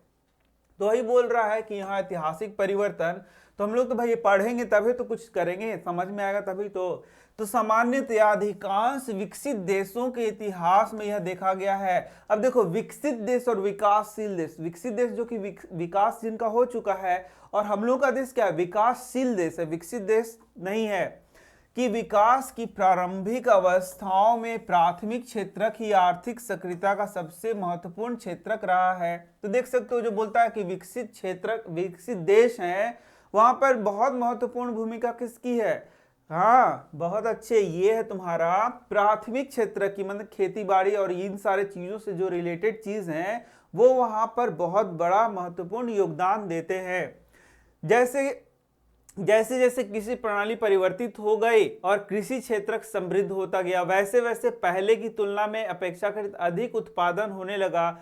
अब अनेक लोग दूसरे कार्य करने लगे, शिल्पियों और व्यापारियों की संख्या में वृद्धि होने लगी, क्रय विक्रय की गतिविधियां कई गुना बढ़ गई। इसके अतिरिक्त अनेक लोग परिवहन, प्रशासन और सैनिक कार्य इत्यादि से जुड़ गए थे। फिर भी बोल रहा है, अरे फिर भी किधर गया जी? फिर भी अवस्था में अधिकांश उत्पादित वस्तुएं प्राकृतिक उत्पाद थी जो प्राथमिक क्षेत्रक से आती थी और अधिकांश लोग इसी क्षेत्रक में रोजगार करते थे। क्लियर बोल रहा है कि खूब क्या हुआ, टेक्नोलॉजी बढ़ा तो वहां पर क्या हुआ, उत्पादन बढ़ गया। प्राथमिक उत्पादन क्या हो गया? बढ़ गया। कृषि से जुड़े हुए लोगों का उत्पादन बढ़ गया। जब ढेरे पैसा हो गया तो बोले कि अरे अब इसमें क्या करना, और कुछ और काम करो। कुछ और काम में लग गए, नए नए सेवाएं मिलने लगी, लेकिन फिर भी जो प्राथमिक क्षेत्रक है वह मजबूत बना रहा। अधिकांश उत्पादित वस्तुएं प्राकृतिक उत्पाद थी जो प्राथमिक क्षेत्रक में आती हैं और अधिकांश लोग इसी क्षेत्रक में रोजगार करते थे। इस तरीके से जो प्राथमिक क्षेत्रक है वो बड़ा बना हुआ था। ठीक है, लंबे समय 100 वर्षों से अधिक के बाद और विशेषकर विनिर्माण की नवीन प्रणाली के प्रचलन से कारखाने अस्तित्व में आए। अब नया नया जब आविष्कार होने लगा तो फैक्ट्री खुलने लगा, कारखाना खुलने लगा। तो जब कारखाना खुलने लगा तो लोग उसमें भी इंटरेस्ट लेने लगे और उसमें भी काम करने लगे। तो ये प्राथमिक क्षेत्रक था। क्या द्वितीयक क्षेत्रक है? तो इसमें भी लोगों का संख्या बढ़ गया। ठीक है, इसमें भी उत्पादन बढ़ गया, यानी द्वितीयक क्षेत्रक भी क्या हो गया, पूरा एकदम ऊपर आने लगा। तो उनका प्रसार होने लगा। जो लोग पहले खेतों में काम करते थे उनमें से बहुत अधिक लोग अब कारखानों में काम करने लगे। उन्हें कारखानों में काम करने के लिए मजबूर किया गया। जैसे कि आपने इतिहास में पढ़ा है, कारखानों में सस्ती दरों पर उत्पादित वस्तुओं के लोग इस्तेमाल करने लगे। कुछ उत्पादन और रोजगार की दृष्टि से द्वितीय क्षेत्रक सबसे महत्वपूर्ण हो गया। इसी कारण अतिरिक्त समय में भी काम होने लगा। इसका अर्थ है कि क्षेत्रकों का महत्व परिवर्तित हो गया। तो शुरुआत में जो प्राथमिक क्षेत्रक था वो एकदम वर्चस्व कायम किए हुआ था कि हम हिलने नहीं देंगे, किसी को अपना क्षेत्रक से भागने नहीं देंगे। लेकिन जैसे जैसे आविष्कार होने लगा, जैसे जैसे फैक्ट्रीज खुलने लगे, तो लोग को जब जब ज्यादा लोग उसमें कृषि में नहीं लगे हैं तो बहुत सारे लोग भाग के कहां जाने लगे, उस क्षेत्र में जाने लगे। यानी कि जो द्वितीय क्षेत्रक था वह भी क्या हो गया, वर्चस्व में आना शुरू हो गया। लेकिन क्या एकदम आरंभिक जमाने में क्या द्वितीय क्षेत्र का था वर्चस्व, तृतीय क्षेत्र का था? बिल्कुल नहीं था। मेन तो प्रारंभिक क्षेत्र ही था, क्योंकि सब कृषि कार्य में जुड़े हुए थे। विगत 100 वर्षों में विकसित देशों में द्वितीय क्षेत्रक से तृतीय क्षेत्रक की ओर पुनः बदलाव हुआ है। तो देखो, प्राथमिक से द्वितीयक में बढ़ोतरी हुआ, अब द्वितीयक से तृतीयक में भी काफी बढ़ोतरी हुआ। तृतीयक समझ में आ रहा है ना? अरे हम लोग तृतीयक वाले हैं, और भी बहुत सारे लोग तृतीयक से जुड़े हुए हैं। उनमें बहुत एकदम विस्फोटक क्या हुआ है, वृद्धि हुआ है। तो यही बोल रहा है कि विगत 100 वर्षों में विकसित देशों में द्वितीय क्षेत्रक से तृतीय क्षेत्रक की ओर पुनः बदलाव हुआ है। कुल उत्पादन की दृष्टि से सेवा क्षेत्रक का महत्व बढ़ गया। उत्पादन बढ़ रहा है, देखो प्राथमिक क्षेत्रक बढ़ ही रहा है, द्वितीय क्षेत्रक बढ़ ही रहा है, तो तृतीय क्षेत्रक तो ऑब्वियस है कि बढ़ेगा। अधिकांश श्रमजीवी लोगों सेवा क्षेत्रक में ही नियोजित हैं। विकसित देशों में यही सामान्य लक्षण देखा गया है। तो ये विकसित देशों का बात कर रहा था। भारत में तीनों क्षेत्रों की कुल उत्पादन और रोजगार कितना है, ये बोल रहा है जीडीपी, जो कि आगे दिखाया है। विगत वर्षों में विकसित देशों में देखे गए पैटर्न के समरूप क्या भारत में भी परिवर्तन हुआ है? तो इसको आगे खंड में दिखाएगा कि अलग अलग देश में जो प्राथमिक, द्वितीयक और तृतीयक था उसमें कितना परिवर्तन हुआ है। प्राथमिक से लोग द्वितीयक में आ गए, द्वितीयक से तृतीयक क्षेत्रक काफी विस्तार हुआ है। तो क्या भारत में भी ऐसा हुआ है? ये आगे के खंड में तुमको पढ़ाएगा। तो यहां देख सकते हो भारत में प्राथमिक, द्वितीयक और तृतीयक क्षेत्रक को यहां दिखाया गया है। तो आलेख एक, देखो यही आलेख एक है, पढ़े जाता है ना, यहाँ देखो आलेख एक, यहाँ देखो सकल घरेलू उत्पाद को यहाँ दिखाया है, देखो एक ग्राफ से दिखाया है, तीनों क्षेत्रकों द्वारा उत्पादित वस्तुओं और सेवाओं को दिखाता है। यह 2 वर्ष, यहाँ 2 वर्ष क्या बोल रहा है, अरे ये कहा गया जी, अरे हट यहां से, यहां देखना कि सेवाओं को दिखाता है। यह 2 वर्षों के 1973-74 क्या बोले कि किसी खास वर्ष में जीडीपी को दिखा रहा है, तो ये 73-74 का है और 2013-14 का यहाँ दिखा रहा है। उत्पादन को दिखाता है, हमने उत्पादन को दिखाया है, हमने इन 2 वर्षों के लिए आंकड़ों का उपयोग किया है क्योंकि यह आंकड़े तुलनीय प्रमाणिक है। आप देख सकते हैं कि 40 वर्षों में कुल उत्पादन में कितना समृद्धि हुआ है। तो यहाँ देखो 73-74 है और ये क्या है 2013-14। जरा ध्यान से देखना, नीला वाला है प्राथमिक, लाल वाला है द्वितीयक और हरा वाला क्या है तृतीयक। तो भारत का बात बता रहा है कि ये देख लो कैसे ये जो तृतीयक क्षेत्रक था, देखो कैसे विशाल बन गया है, देखो कितना विशाल हो गया ये तृतीयक क्षेत्रक। प्राथमिक क्षेत्रक में कोई खास नहीं लग रहा है, द्वितीय क्षेत्रक भी देखो कितना बड़ा हुआ है। इस तरीके से देखोगे कि तृतीय क्षेत्रक क्या है, काफी यहाँ पर बढ़ा है। इस तरीके से ये बात यहाँ पर बता रहा है। उत्पादन में तृतीय क्षेत्रक का बढ़ता महत्व, तो यही बोल रहा है कि 1973-74 और 2013-14 एक एक वर्ष का दिखा, एक वर्ष ये और एक वर्ष ये के भी 40 वर्षों में यद्यपि सभी क्षेत्रों में उत्पादन में वृद्धि, उत्पादन में तो सभी क्षेत्रों में वृद्धि हुई है, लेकिन सबसे अधिक वृद्धि तृतीय क्षेत्र के उत्पादन में हुई है। नहीं समझ में आया? यहाँ देखो ये जो नीलक्का था, ये छोटे हो के यहाँ बड़ा, ये छोटा यहाँ बड़ा, ये हरक्का छोटा यहाँ बड़ा, लेकिन सबसे बड़ा कौन दिख रहा है, हरा वाला। यानी कि यदि भारत का बात कर रहा है तो यहाँ तृतीय क्षेत्र में काफी विकास देखने को तुम्हें यहाँ मिल रहा होगा, दिख रहा है ना। तो यहाँ यही बोल रहा है भारत में तृतीय क्षेत्र कितना महत्वपूर्ण क्यों हो गया। अरे मास्टर साहब लोग कितना महत्वपूर्ण हो गए, सिर्फ मास्टर ही साहब, अरे बहुत सारे लोग जो कि सेवा क्षेत्र से जुड़े हुए हैं, जो कि नौकरी पेशा लोग हैं, वे नौकरी पेशा यार उद्योग में भी हैं, ऐसा मत बोलो, उद्योग द्वितीय क्षेत्र में भी बहुत सारे लोग नौकरी कर रहे हैं, तो ये बोलना थोड़ा गलत हो जाएगा। तो लेकिन बहुत सारे लोग जो सेवाओं में जुड़े हुए हैं वो तृतीय क्षेत्र में आते हैं, तो ये महत्वपूर्ण क्यों हो गया, यही यहां पर बोल रहा है। ठीक है, यही देखो यही बोल रहा है, ये छोटा सा बात नहीं बोल रहा, बहुत लंबा चौड़ा विस्तृत इसको यहाँ बोल रहा है। उन सारे चीजों को समझना होगा कि भारत में तृतीय क्षेत्र कितना महत्वपूर्ण क्यों हो गया, क्या बात हो गया कि भारत में तृतीय क्षेत्र कितना बढ़ गया, बाकी वो नहीं रह गया और ये बहुत बढ़ गया। ठीक है, तो इसमें क्या है, इसमें अपना दिमाग लगाओ, दिमाग को यूज करो, यूज करना तो सीखो कि आखिर भारत में तृतीय क्षेत्रक जो इतना महत्वपूर्ण काय हो गया। तो भैया कोई दिक्कत नहीं है, इसमें सिंपल सिंपल बातें पढ़नी है, प्रथम द्वितीय तृतीय कारण लिखना है, बात खत्म है। तो पहला कारण क्या है, पहला कारण है किसी भी देश में अनेक सेवाओं जैसे अस्पताल, शैक्षिक संस्थाएं, डाक तार सेवा, थाना कचहरी, ग्रामीण प्रशासनिक कार्यालय, नगर निगम, रक्षा, परिवहन, बैंक, बीमा कंपनी। अरे बाप रे बाप, थक गए बोलते बोलते, लेकिन कुछ तो लिखना पड़ेगा कि आवश्यकता होती है भाई, कोई भी देश होगा उसके लिए ये सारा जो सेवा है वो आवश्यक है। और ये बताओ कौन सेवा ये क्षेत्रक में आता है, तृतीय क्षेत्रक में आता है। यही बात है कि भारत में भी जैसे जैसे आबादी बढ़ रहा है इन सब का जरूरी पड़ेगा कि नहीं पड़ेगा, जरूर बढ़ेगा। देखो प्राथमिक क्षेत्रक अपने जगह ठीक है, द्वितीयक भी ठीक है, लेकिन ये तृतीयक भी बहुत ज्यादा इंपॉर्टेंट है। इसी कारण से बहुत सारे जो लोग हैं वो तृतीय क्षेत्रक में लग रहे हैं और इसमें बढ़ोतरी हो रही है, इसका विकास हो रहा है। इन्हें बुनियादी सेवाएं माना जाता है। तो बैंक क्या है, बुनियादी सेवा है। परिवहन, रक्षा, बीमा कंपनी क्या है, बुनियादी सेवा है, मतलब बेसिक चीज है, इसके बिना हम लोग लाइफ का कल्पना नहीं कर सकते हैं। तो यही बोल रहा है किसी विकासशील देश में इन सेवाओं के प्रबंधन की जिम्मेदारी सरकार उठाती तो ठीक है उठाए, लेकिन यह जो सेवा है, यह जो सेवा, इसमें बहुत सारे लोग आर्थिक कार्य में लगे हुए हैं कि नहीं लगे हुए, लगे हुए हैं। इस कारण से जो तृतीय क्षेत्र है काफी विस्तार इसमें हुआ है। और कारण देखोगे और देख लो, क्योंकि यहां पर बहुत सारे कारणों को तुम्हें देखना है। तो दूसरा कारण देख लो क्या है। दूसरा कारण बोलता है कि जब कृषि है, कृषि क्या है, प्राथमिक, बोलो क्या है, प्राथमिक क्षेत्रक है, और जो उद्योग धंधे वह क्या है, द्वितीयक क्षेत्रक है।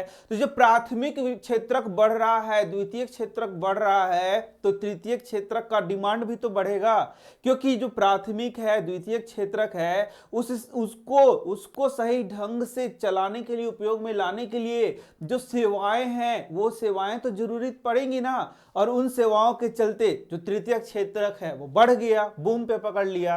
तो यही बोल रहा है, जैसे कि परिवहन हो गया, व्यापार, भंडारण जैसे सेवाओं का विकास तो एकदम नॉर्मल सा बात हो गया, उसका तो विकास होगा ही होगा। जहां प्राथमिक क्षेत्रक में जो प्राथमिक क्षेत्र का उत्पाद है उसको सही तरीके से उपयोग में लाने के लिए, उसको सभी जगहों तक पहुंचाने के लिए परिवहन का जरूरी पड़ेगा, व्यापार का जरूरी पड़ेगा, व्यापारी लोगों का जरूरी पड़ेगा, भंडारण का उनका जरूरी पड़ेगा, तो ये तो बढ़ेगा ही बढ़ेगा।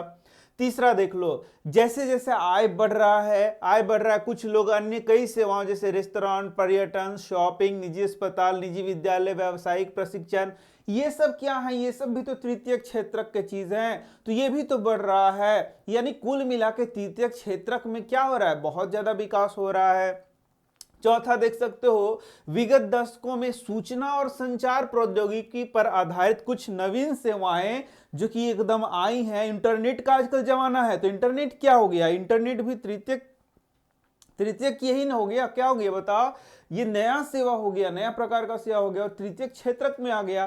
तो यही बोलता है, एवं अपरिहार्य हो गई है, अपरिहार्य हो गई, बाप रे बाप, क्या वर्ड है, अपरिहार्य, समझ में आता है अपरिहार्य का मतलब बहुत ज्यादा इंपॉर्टेंट है, इसके बिना काम ही नहीं चलेगा। इंटरनेट के बिना तुम्हारा काम चल रहा है, नहीं चल रहा है, तो ये भी क्या है, तृतीयक क्षेत्रक का चीज है और इसमें विस्तार हुआ है। इस तरीके से अंततः ये जो चार बात हम लोग सीखे, तो अंततः हम लोग कह सकते हैं कि प्राथमिक और द्वितीयक के साथ साथ ये जो तृतीयक क्षेत्रक है, इसमें बहुत विकास भारत में देखने को मिला है।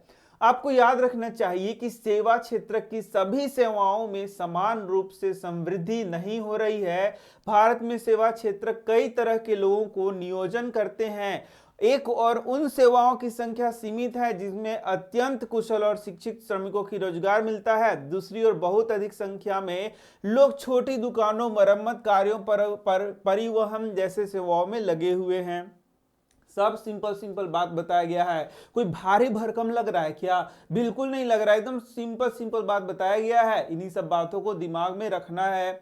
तो यही बोल रहा है कि बहुत सारे लोग छोटी छोटी दुकानों, मरम्मत कार्यों, परिवहन जैसी सेवाओं में लगे हुए हैं। वे लोग बड़ी मुश्किल से जीविका निर्वाह कर पाते हैं और वे इन सेवाओं में इसलिए लगे हुए हैं क्योंकि उनके पास कोई अन्य विकल्प भी नहीं। क्या करेंगे बेचारा, क्या करेंगे, पेट के लिए क्या करेगा गरीब, क्या करेगा। यहां देखना, इस कारण सेवा क्षेत्र के केवल कुछ भागों का ही महत्व बढ़ रहा है। आप इनके बारे में अगले खंड में विस्तार से पढ़ेंगे। तो सेवा क्षेत्रक जो कि तृतीयक क्षेत्रक है, इसके बारे में इसका भी बहुत विस्तार है। अलग अलग इसका भी क्या है, अलग अलग इसमें भी सेवा क्षेत्र है। तो किस में बहुत ज्यादा विकास हो रहा है, किस में कम विकास हो रहा है, यह भी देखना है हमें। तो अधिकांश लोग कहाँ नियोजित हैं, अधिकांश लोग कहां कार्य कर रहे हैं, यही बोल रहा है। तो यहां देख सकते हो आलेख 2 में सकल घरेलू उत्पाद में तीनों क्षेत्रकों की प्रतिशत हिस्सेदारी प्रस्तुत करता है। अब आप 40 वर्षों में क्षेत्रकों को बदलते महत्व को प्रत्यक्ष देख सकते हैं। तो ये बोलता है आलेख 2 में, तो ये देखो यही है आलेख 2। तो आलेख 2 में सकल घरेलू उत्पाद के में क्षेत्रकों की हिस्सेदारी प्रतिशत में यहां दिखा रहा है। तो देखो यही है प्राथमिक क्षेत्रक, ये क्या हो गया प्राथमिक क्षेत्रक। तो देखो यहां पर कैसे प्राथमिक क्षेत्रक का जो प्रतिशत है, यदि मान लो ये पूरा 100% है, तो देख लो प्राथमिक क्षेत्रक का जो हिस्सेदारी कितना छोटा हो गया है। हालांकि प्राथमिक क्षेत्रक में आगे जैसे पढ़ाया जाएगा तुमको बहुत ज्यादा लोग लगे हुए हैं, बहुत ज्यादा लोग लगे हैं, फिर भी यहां देखो कितना प्रतिशत हिस्सेदारी है, यानी कि सकल घरेलू उत्पाद में कितना छोटा हिस्सेदारी इसका है। तो आखिर ऐसा क्यों है वह भी यहां पर आगे पढ़ाया गया है। जबकि देखोगे यहां तृतीयक क्षेत्रक में कितना विस्तार हुआ है। और ये देखो ये है द्वितीयक क्षेत्रक का हाल। तो यहां पर क्लियरली यहां से यहां बढ़ोगे, यानी कि 1973-74 से 13-14 बढ़ोगे, तो क्लियर तुम देख सकते हो कि जो प्राथमिक क्षेत्रक है उसका जो भारत का सकल घरेलू उत्पाद है उसमें क्या हो गया, बहुत बढ़ोतरी हो गया है, बहुत बढ़ोतरी हो गया है। यहां देखो तो कितना कम हो गया है, यही देख रहे हो, ये ब्लू वाला देखो, ये क्या है, प्राथमिक क्षेत्रक है, कृषि वगैरह है से रिलेटेड है, ये इसका कितना बेचारा का कम हो गया, डाउन हो गया है बेचारा, एकदम डाउन हो गया है, डाउन हो गया है बेचारा। लेकिन आदमी ढेरे जुड़ गया है और फिर भी ये डाउन हो गया है। ये प्रतिशत दिखा रहा है तुम्हें, जबकि देखो यहां सकल घरेलू उत्पाद में ये जो है तृतीय क्षेत्रक, इसमें काफी विस्तार हुआ, यानी जीडीपी में इसका जो रोल है वह क्या है, ज्यादा है। ठीक है, तो यहां अब हम लोग थोड़ा रोजगार की बात कर लेते हैं कि रोजगार मैंने समझ में आता है ना, कि रोजगार मतलब नौकरी चाकरी, ये कहां कहां मिल रहा है।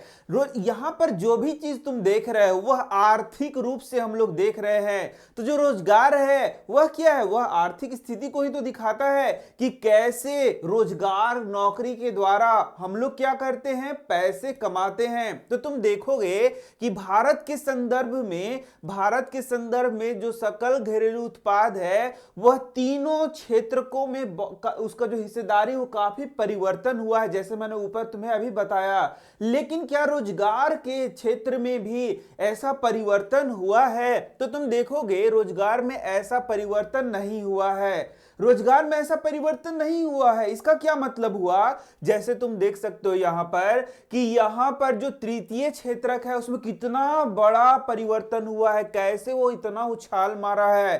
तो यहां रोजगारों तो बहुत ज्यादा मिलना चाहिए था, बहुत रोजगार है, रोजगार इतना है कि जेकरा देखो ओकरे नौकरी हो गया।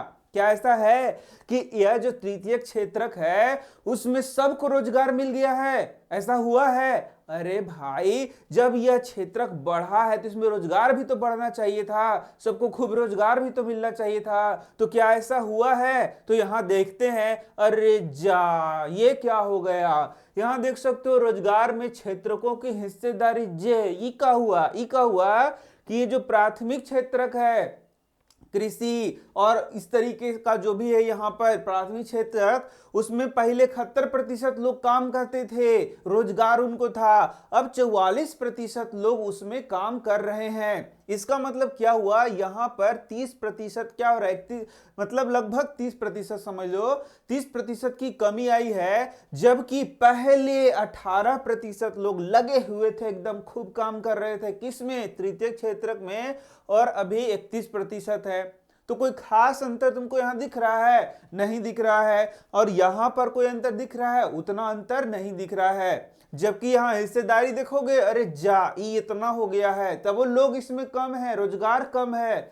ये सब क्या मांजरा है, जो भी मांजरा है, लेकिन तुमको यहां पर यही सब देख के चलना है कि ऐसा हुआ है आखिर, कि अभी भी कृषि के द्वारा जो सकल घरेलू उत्पाद है उसमें कमी आया है। कृषि यानी कि सकल घरेलू उत्पाद, ये जो प्राइमरी सेक्टर है, यानी कि जो प्राथमिक जो क्षेत्रक है उसमें बहुत कमी आया है, लेकिन लोगों में नहीं कमी आया, यानी कि अभी भी खूब आदमी ओकरे में लगल है, कृषि कर रहे हैं, कृषि खूब आदमी कर रहे हैं, फिर भी उतना प्रोडक्शन नहीं कर पा रहे हैं, उतना प्रोडक्शन नहीं कर पा रहे हैं। देख लो कितना आदमी लगा है, एकदम खूब भीड़ा हुआ है आदमी लोग अभी कृषि में, लेकिन उतना प्रोडक्शन नहीं कर पा रहा है। तो आदमी काम का कर रहा है, आदमी का काम करता है, उतना उतना आदमी लगा हुआ है, तो करता का है, बैठा रहता है, या फिर एक एक कामों को 20 आदमी मिलकर करता है। जो काम एक दो आदमी का था उसको 20 आदमी मार कैले है और एकदम परेशान है। जैसे मान लो एगो गाय है, उसका देखभाल के लिए एक आदमी चाहिए,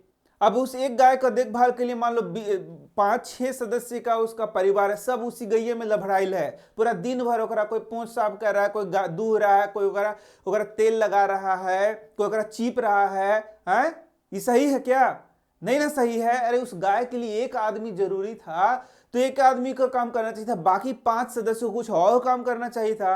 अरे भैया काम मिलेगा तब तो करेगा, तो ओकरे में सब लगा हुआ है। शायद यही चीज यहां हो रहा है, यह जो प्राथमिक क्षेत्रक है यहां भी यही हुआ है कि काफी लोग बेकाम बेगरिया में लगे हुए हैं यहां पर। ठीक है, तो उसके बारे में भी तुमको पढ़ना है, और वहां पर उससे तुमको क्वेश्चन भी पूछा जाएगा, और उसका तुमको क्या करना है, उत्तर भी देना है। अल्प बेरोजगारी नाम से यहां क्वेश्चन पूछेगा कि अल्प बेरोजगारी क्या है, तो उससे क्वेश्चन पूछेगा, वही हम लोग को आंसर देना है। तो यहां देख सकते हो, देश के आधे से अधिक श्रमिक प्राथमिक क्षेत्रक मुख्यतः कृषि क्षेत्र में काम कर रहे हैं। खूब लोग लगा हुआ है कृषि में, खूब। अरे तुम क्या करते हो, तो खेती करते हैं। अरे तुम क्या करता है, तो हम भी खेती करते हैं। तू क्या करता है, तो हम भी खेती करते हैं। तब वो फटे हाल है सब। क्या बात है, इसका मतलब है जो खेती कर रहा है उसमें उतना उत्पादन नहीं हो पा रहा है, नाम के बस सब किसान है। मान लो कि जो काम 4 आदमी को करना चाहिए था उसमें 20 आदमी लगा हुआ है, ठीक है। तो ये सही है क्या? नहीं, बिल्कुल सही नहीं है। एक आदमी को जितना काम करना चाहिए था उतना ही काम उसमें मिले तो कितना विकास होगा, जरा सोच के देखो। तो यहां यही वाला बात बताया गया है। तो सकल घरेलू उत्पाद में लोग इसमें ज्यादा लगे हुए हैं, लेकिन योगदान क्या है कृषि का, बहुत कम है, जैसे तुमने देख लिया। तो सकल घरेलू उत्पाद में बाकी हिस्सा है, परंतु ये क्षेत्र कम लोगों को रोजगार प्रदान करते हैं। क्या इसका अर्थ यह है कि कृषि क्षेत्र में लगे श्रमिक अपनी क्षमता से कम उत्पादन कर रहे हैं? बिल्कुल कम कर रहे हैं। एक आदमी जो कृषि कर रहा है वो एक आदमी का काम को 5 आदमी मिलकर कर रहा है, तो उत्पादन तो उतना ही हो रहा है और उत्पादन 5 लोगों में बढ़ जा रहा है। तो यानी कि वह आदमी क्या होगा बेचारा, उसका वो तो उतना उत्पादन नहीं दे पाया। इस कारण से सकल घरेलू उत्पाद में जो कृषि का योगदान है वह घटता जा रहा है। लोग उसमें बढ़ते जा रहे हैं और उत्पादन घटते जा रहा है। अरे ये क्या हुआ, बहुत टेंशन वाला बात हो गया। क्या इसका अर्थ यह है कि कृषि में आवश्यकता से अधिक लोग लगे हुए हैं? बुझाया, इतना पढ़े तो बुझा रहा है अभी। तो बताओ कि आवश्यकता से अधिक लोग लगे हुए हैं? आदमी का काम है 5 गो, लगे हैं 20 गो, ऐसा है? बिल्कुल है। और इसी को अल्प बेरोजगारी कह रहा है। लग रहा है कि अरे रोजगार है उसको, लेकिन रोजगार नहीं हो, बेरोजगार है बेचारा। जबरदस्ती का काम वो कर रहा है, यानी कि क्या है, कर जितना मान लो कि दिन भर में तुमको 8 घंटा काम करना चाहिए, 2 घंटा काम में मिल रहा है, 6 घंटा बेरोजगार हो, लेकिन तब अपने को रोजगार ये समझ रहे हो कि रोजगार में हम कर रहे हैं। तो यही सब है। अतः यदि आप कुछ लोगों को कृषि क्षेत्र से हटा देते हैं तो भी उत्पादन प्रभावित नहीं होता है। यानी कि कृषि क्षेत्र में जबरदस्ती सब लगा हुआ है, उतना उत्पादन नहीं दे पा रहा है। यानी प्रत्येक व्यक्ति यदि देखा जाए तो कोई उसको फायदा नहीं है। इसका मतलब है कि 6 व्यक्ति जो लगा, 4 व्यक्ति को वहां से हटा के दूसरा काम में लगा दिया जाए तो भी चंगा हो जाएगा, एकदम बल्ले बल्ले हो जाएगा उसका, ठीक है। चलो यहाँ देखो, दूसरे शब्दों में कृषि क्षेत्र के श्रमिकों में अल्प बेरोजगारी है। क्या है? अल्प बेरोजगारी।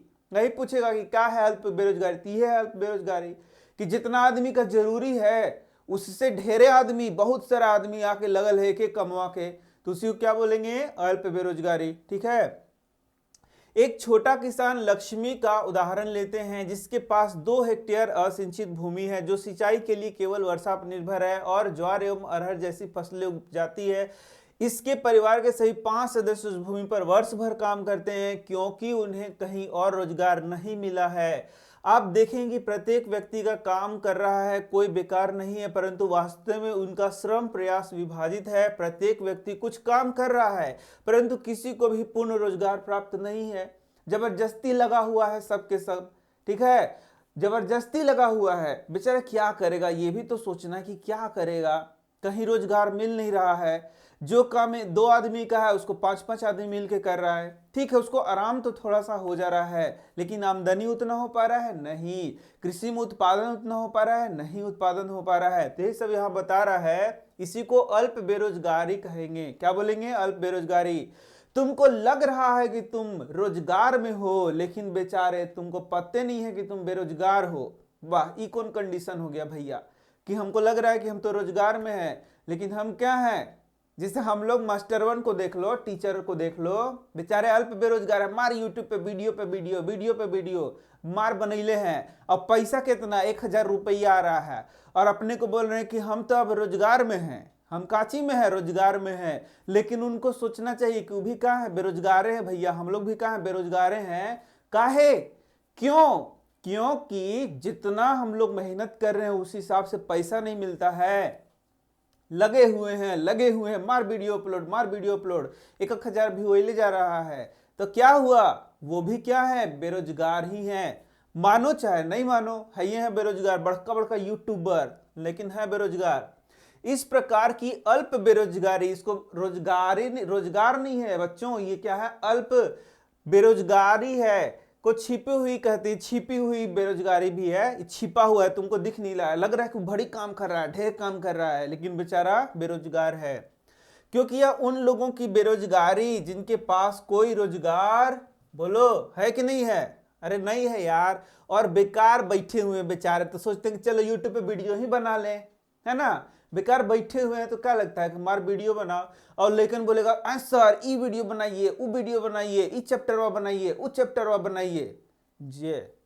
इसलिए इसे प्रच्छन्न बेरोजगारी भी कहते हैं। प्रसन्न बेरोजगारी नहीं है, मार प्रसन्नता वाली बात नहीं है, प्रसन्न नहीं है, प्रच्छन्न है, याद रखो। इसे हम लोग क्या बोलेंगे, प्रच्छन्न बेरोजगारी कहेंगे। तुमने कभी सुना था ऐसा बेरोजगारी, यह है बेरोजगारी, देख लो यहां क्या क्या है। अब मान लेते हैं कि एक भूस्वामी सुखराम आता है, अब क्या करता है, उन लोग को ऑफर देता है कि ए बबुआ चलो तोहरा हम ले चले थी, तो कहाँ ले चले थी भैया चाचा, तो चलो तो नहीं कि हम काम में ले चले थी, ठीक है। जैसे उन लोग 5 गो सदस्य था तो इनसे 2 गो को बोलता है कि चल तो नहीं कि हम काम पे ले जाए, तो बच कितना जाएगा, 1-2 गो बच जाएगा, 2-3 गो बच जाएगा, तो बाकी जो गया वो एक्स्ट्रा पैसा कमा के लाएगा, ठीक है, ये भी हो सकता है। तो लक्ष्मी के परिवार को 1 या 2 सदस्य को बोलता है कि चल चल हम तोरा काम पे लगा देंगे, चल बढ़िया बढ़िया काम देंगे और ढेरे पैसा देंगे, ढेरे तो नहीं देंगे, काम पर पैसा देंगे। अब लक्ष्मी के परिवार को मजदूरी के द्वारा कुछ अतिरिक्त आय हो जाता है। अरे नहीं होगा, तुम ही सोचो कि 2 आदमी चल गया कमाए, मार कमाएगा, वो बीड़ी वनी फूकेगा और घरे आएगा तो पैसा लेके आएगा, अपनों पे खर्चा करेगा, घरों खर्चा करेगा, बढ़िया बात है। क्योंकि आपको छोटे से भूखंड पर काम करने के लिए 5 लोगों का जरूरी नहीं था, जबरदस्ती लगा हुआ था, लेकिन बेचारा लोग को रोजगार मिल गया, भले कम पैसा का रोजगार, तो चल गया 2 गो, बाकी यहाँ काम कर रहा है, तो दोनों तरफ बल्ले बल्ले हो गया। दिए गए उदाहरण में 2 सदस्य किसी कारखाना में भी काम करने के लिए जा सकते हैं। एक बार फिर परिवार की कमाई में वृद्धि होगी और वे लोग अपने भूमि से पहले जैसा उत्पादन करते रहेंगे। भूमि के उत्पादन में तो कमी नहीं होगा, चाहे 2 गो रहो, चाहे 20 गो रहो, चाहे 100 गो आ जाओ, भूमिया बोलेगा कि हम तो उतने ना अनाज उगाएंगे, और तुम 1000 आदमी आके करने लोगे तो ढेरे अनाज थोड़े ना उगेगा। भाई जितना आदमी का काम है उतना ही आदमी ना चाहिए। अब पूरा के गांव आ जाओ, एगो छोटा सा भूमि मार खोदो, और जैसे ही उसमें उगे फिर खोद दो, और जैसे ही उसमें थोड़ा सा बढ़े तो खोद खोद के फिर खोद दो, वैसे थोड़ा ना होता है। भारत में लक्ष्मी की तरह लाखों किसान हैं। भाई ये हंसी मजाक का बात नहीं है, लाखों ऐसे किसान हैं जो कि इस स्थिति से गुजर रहे हैं, ये तुम्हें मानना पड़ेगा। तो अल्प बेरोजगारी दूसरे क्षेत्रों में भी हो सकता है, ऐसा नहीं कि खाली कृषि के क्षेत्र में ही अल्प बेरोजगारी है। जैसे शहर में देख सकते हो जो प्लम्बर है, पेंटर है, जो मरम्मत कार्य कर रहा है, जैसे रोजगार करते हैं, और अन्य लोग असुविधाजनक विषम काम भी करता है, उनमें से कई रोजाना काम नहीं पाते हैं। अब देखो कोई एक आदमी है जिसको 30 दिन काम चाहिए, बेचारा वो काम कर सकता है, काम ही नहीं मिल रहा है, तो बेचारा 10 दिन मान लो कि काम कर रहा है, तो बाकी 20 दिन तो बैठ गया ना, तो वो कौन सा रोजगार हो गया, वह भी अल्प बेरोजगारी ही हो गया। उनमें से कई रोजाना काम नहीं पाते। इसी प्रकार हम सेवा क्षेत्र के कुछ लोगों को सड़कों पर ठेला खींचते अथवा कुछ चीजें बेचते हुए देखते हैं, जहां वे पूरा दिन बिता देते हैं परंतु बहुत कम कमा पाते हैं। यह काम इसलिए कर रहे हैं क्योंकि उनके पास कोई बेहतर अवसर नहीं है। तो यही सब यहाँ बताया गया है जिसको मैंने तुम्हें यहाँ पर पढ़ाया। तो अतिरिक्त रोजगार का सृजन कैसे हो, तो ये तुम का करोगे अतिरिक्त रोजगार का सृजन। तुम तो कुछ कर नहीं सकते ये मान लो, क्योंकि तुम्हारे हाथ में पावर नहीं है, तुम तो नाचने वाले कठपुतली हो, नचाने वाला कोई और है। तो ये तुमको नहीं पढ़ना चाहिए था, ये उन लोगों को पढ़ना चाहिए था जो रोजगार को सृजित कर सकते हैं, जिनके हाथ में पावर है। लेकिन बच्चों तुम्हारे हाथ में भी भविष्य में पावर आने वाला है, तो सर को मत भूल जाना, सर को मत भूल जाना। इनके लिए भी कुछ करना, नहीं कर सकते हो तो कोई बात नहीं, गरीबों के लिए करना, लोगों के लिए करना। यदि बड़े बड़े नेता बन जाओ, बड़ा पोस्ट मिल जाए, तो तुम इस बात को जरूर देखना कि यह चीज पढ़ाया गया था कि अतिरिक्त रोजगार का सृजन कैसे हो, ये तुम्हें करना चाहिए। नैतिकता भी कोई चीज होती है, सिर्फ अपना धन भरते रहना, करोड़पति अरबपति खरबपति होना और दूसरा जाए 2 लाख दे देना ओकरा। ऐसा सही है क्या? बिल्कुल सही नहीं है। ऐसा इंसान को नहीं होना चाहिए। लेकिन लोभ लालच का ये दुनिया है, सब ऐसे ही है। तुम भी आज पढ़ के जब करोड़पति जब हो जाओगे, नेता बड़का बड़का बन जाओगे, तो तुमको ये याद रहेगा, सर याद रहेंगे?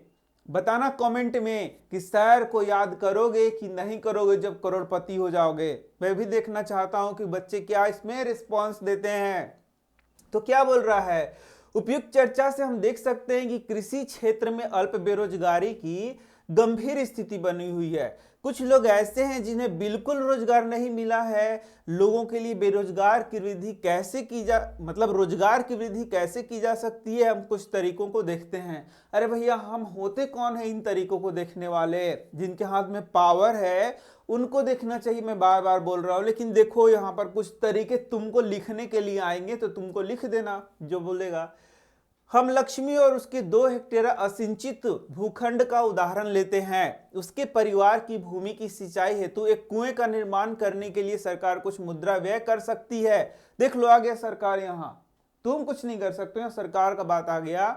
या बैंक ऋण प्रदान कर सकता है। तब लक्ष्मी अपने भूमि की सिंचाई करने में सक्षम होगी और रबी मौसम में एक दूसरी फसल गेहूं उपजाती है। हम मान लेते हैं कि 1 हेक्टेयर गेहूं की फसल 2 लोग 50 दिन, यही बोलता है, तक रोजगार प्रदान कर सकती है। अतः परिवार के 2 अन्य सदस्यों को अपनी जमीन में रोजगार मिल सकता है।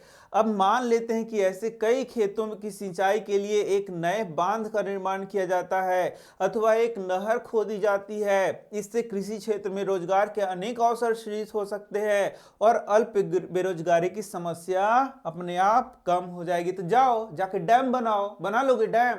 है हो काबिल इतना कि डैम बना लोगे? देख लो कितना बड़का बड़का बड़का बड़का बड़का बात बतिया दिया। लेकिन ये सब किताबी बातें ही हो सकती हैं, ये तुम नहीं कर सकते हो। मेरा बात मान लो। हाँ, कुइयां खोद सकते हो, एक कुइयां जाके खोद सकते हो। लेकिन क्या ये जो बातें बताई गई है कि डैम बना दो, बड़का बड़का डैम बना दो, नहर खोद दो, नहर खोद दोगे, डैम बना दोगे, ढेरे पानी मिलेगा, पानी मिलेगा, खेत को पटाओ, खेत को पटाओगे, खूब फसल होगा, बेरोजगारी खत्म होगा। ऐसा हो रहा है क्या? ऐसा हुआ है क्या? हुआ है, 10% हुआ है, 5% हुआ है। लेकिन सही में यदि ऐसा होने लगे तो क्या सच में बेरोजगारी नहीं खत्म हो जाएगी? जरूर हो जाएगी। देखा तुमने, यहां जहां 2 लोग थे वहां से अब 4 लोगों को काम मिल गया।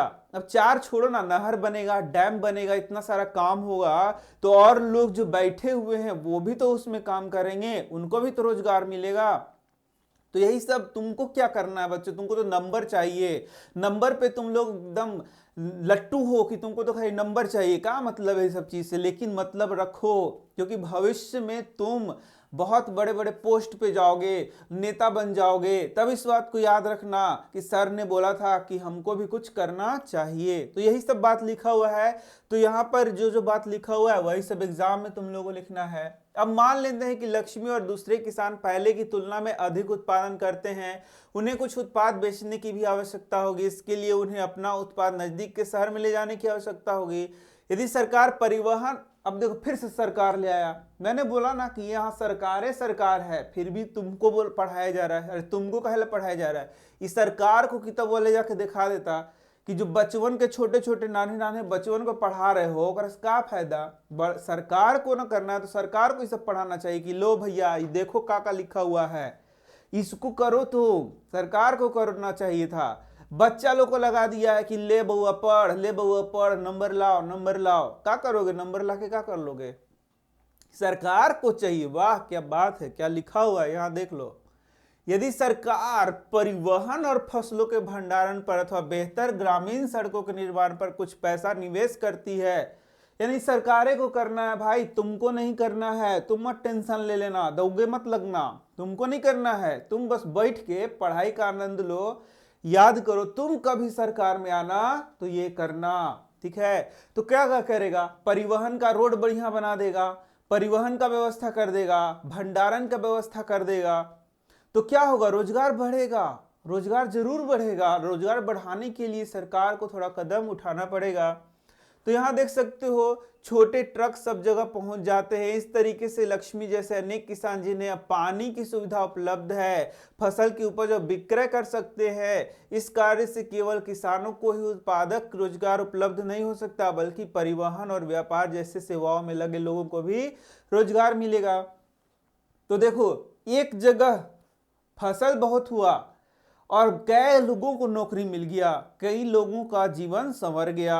अब देखो, जैसे परिवहन हो गया, तो परिवहन में जो लोग लगा है, जो नौकरी चाकरी कर रहा है, उसका भी तो इनकम बढ़ गया। जो लोग व्यापार कर रहा है उसको भी तो बहुत प्रॉफिट होना शुरू हो गया। तो इस तरीके से सब बात लिखा है।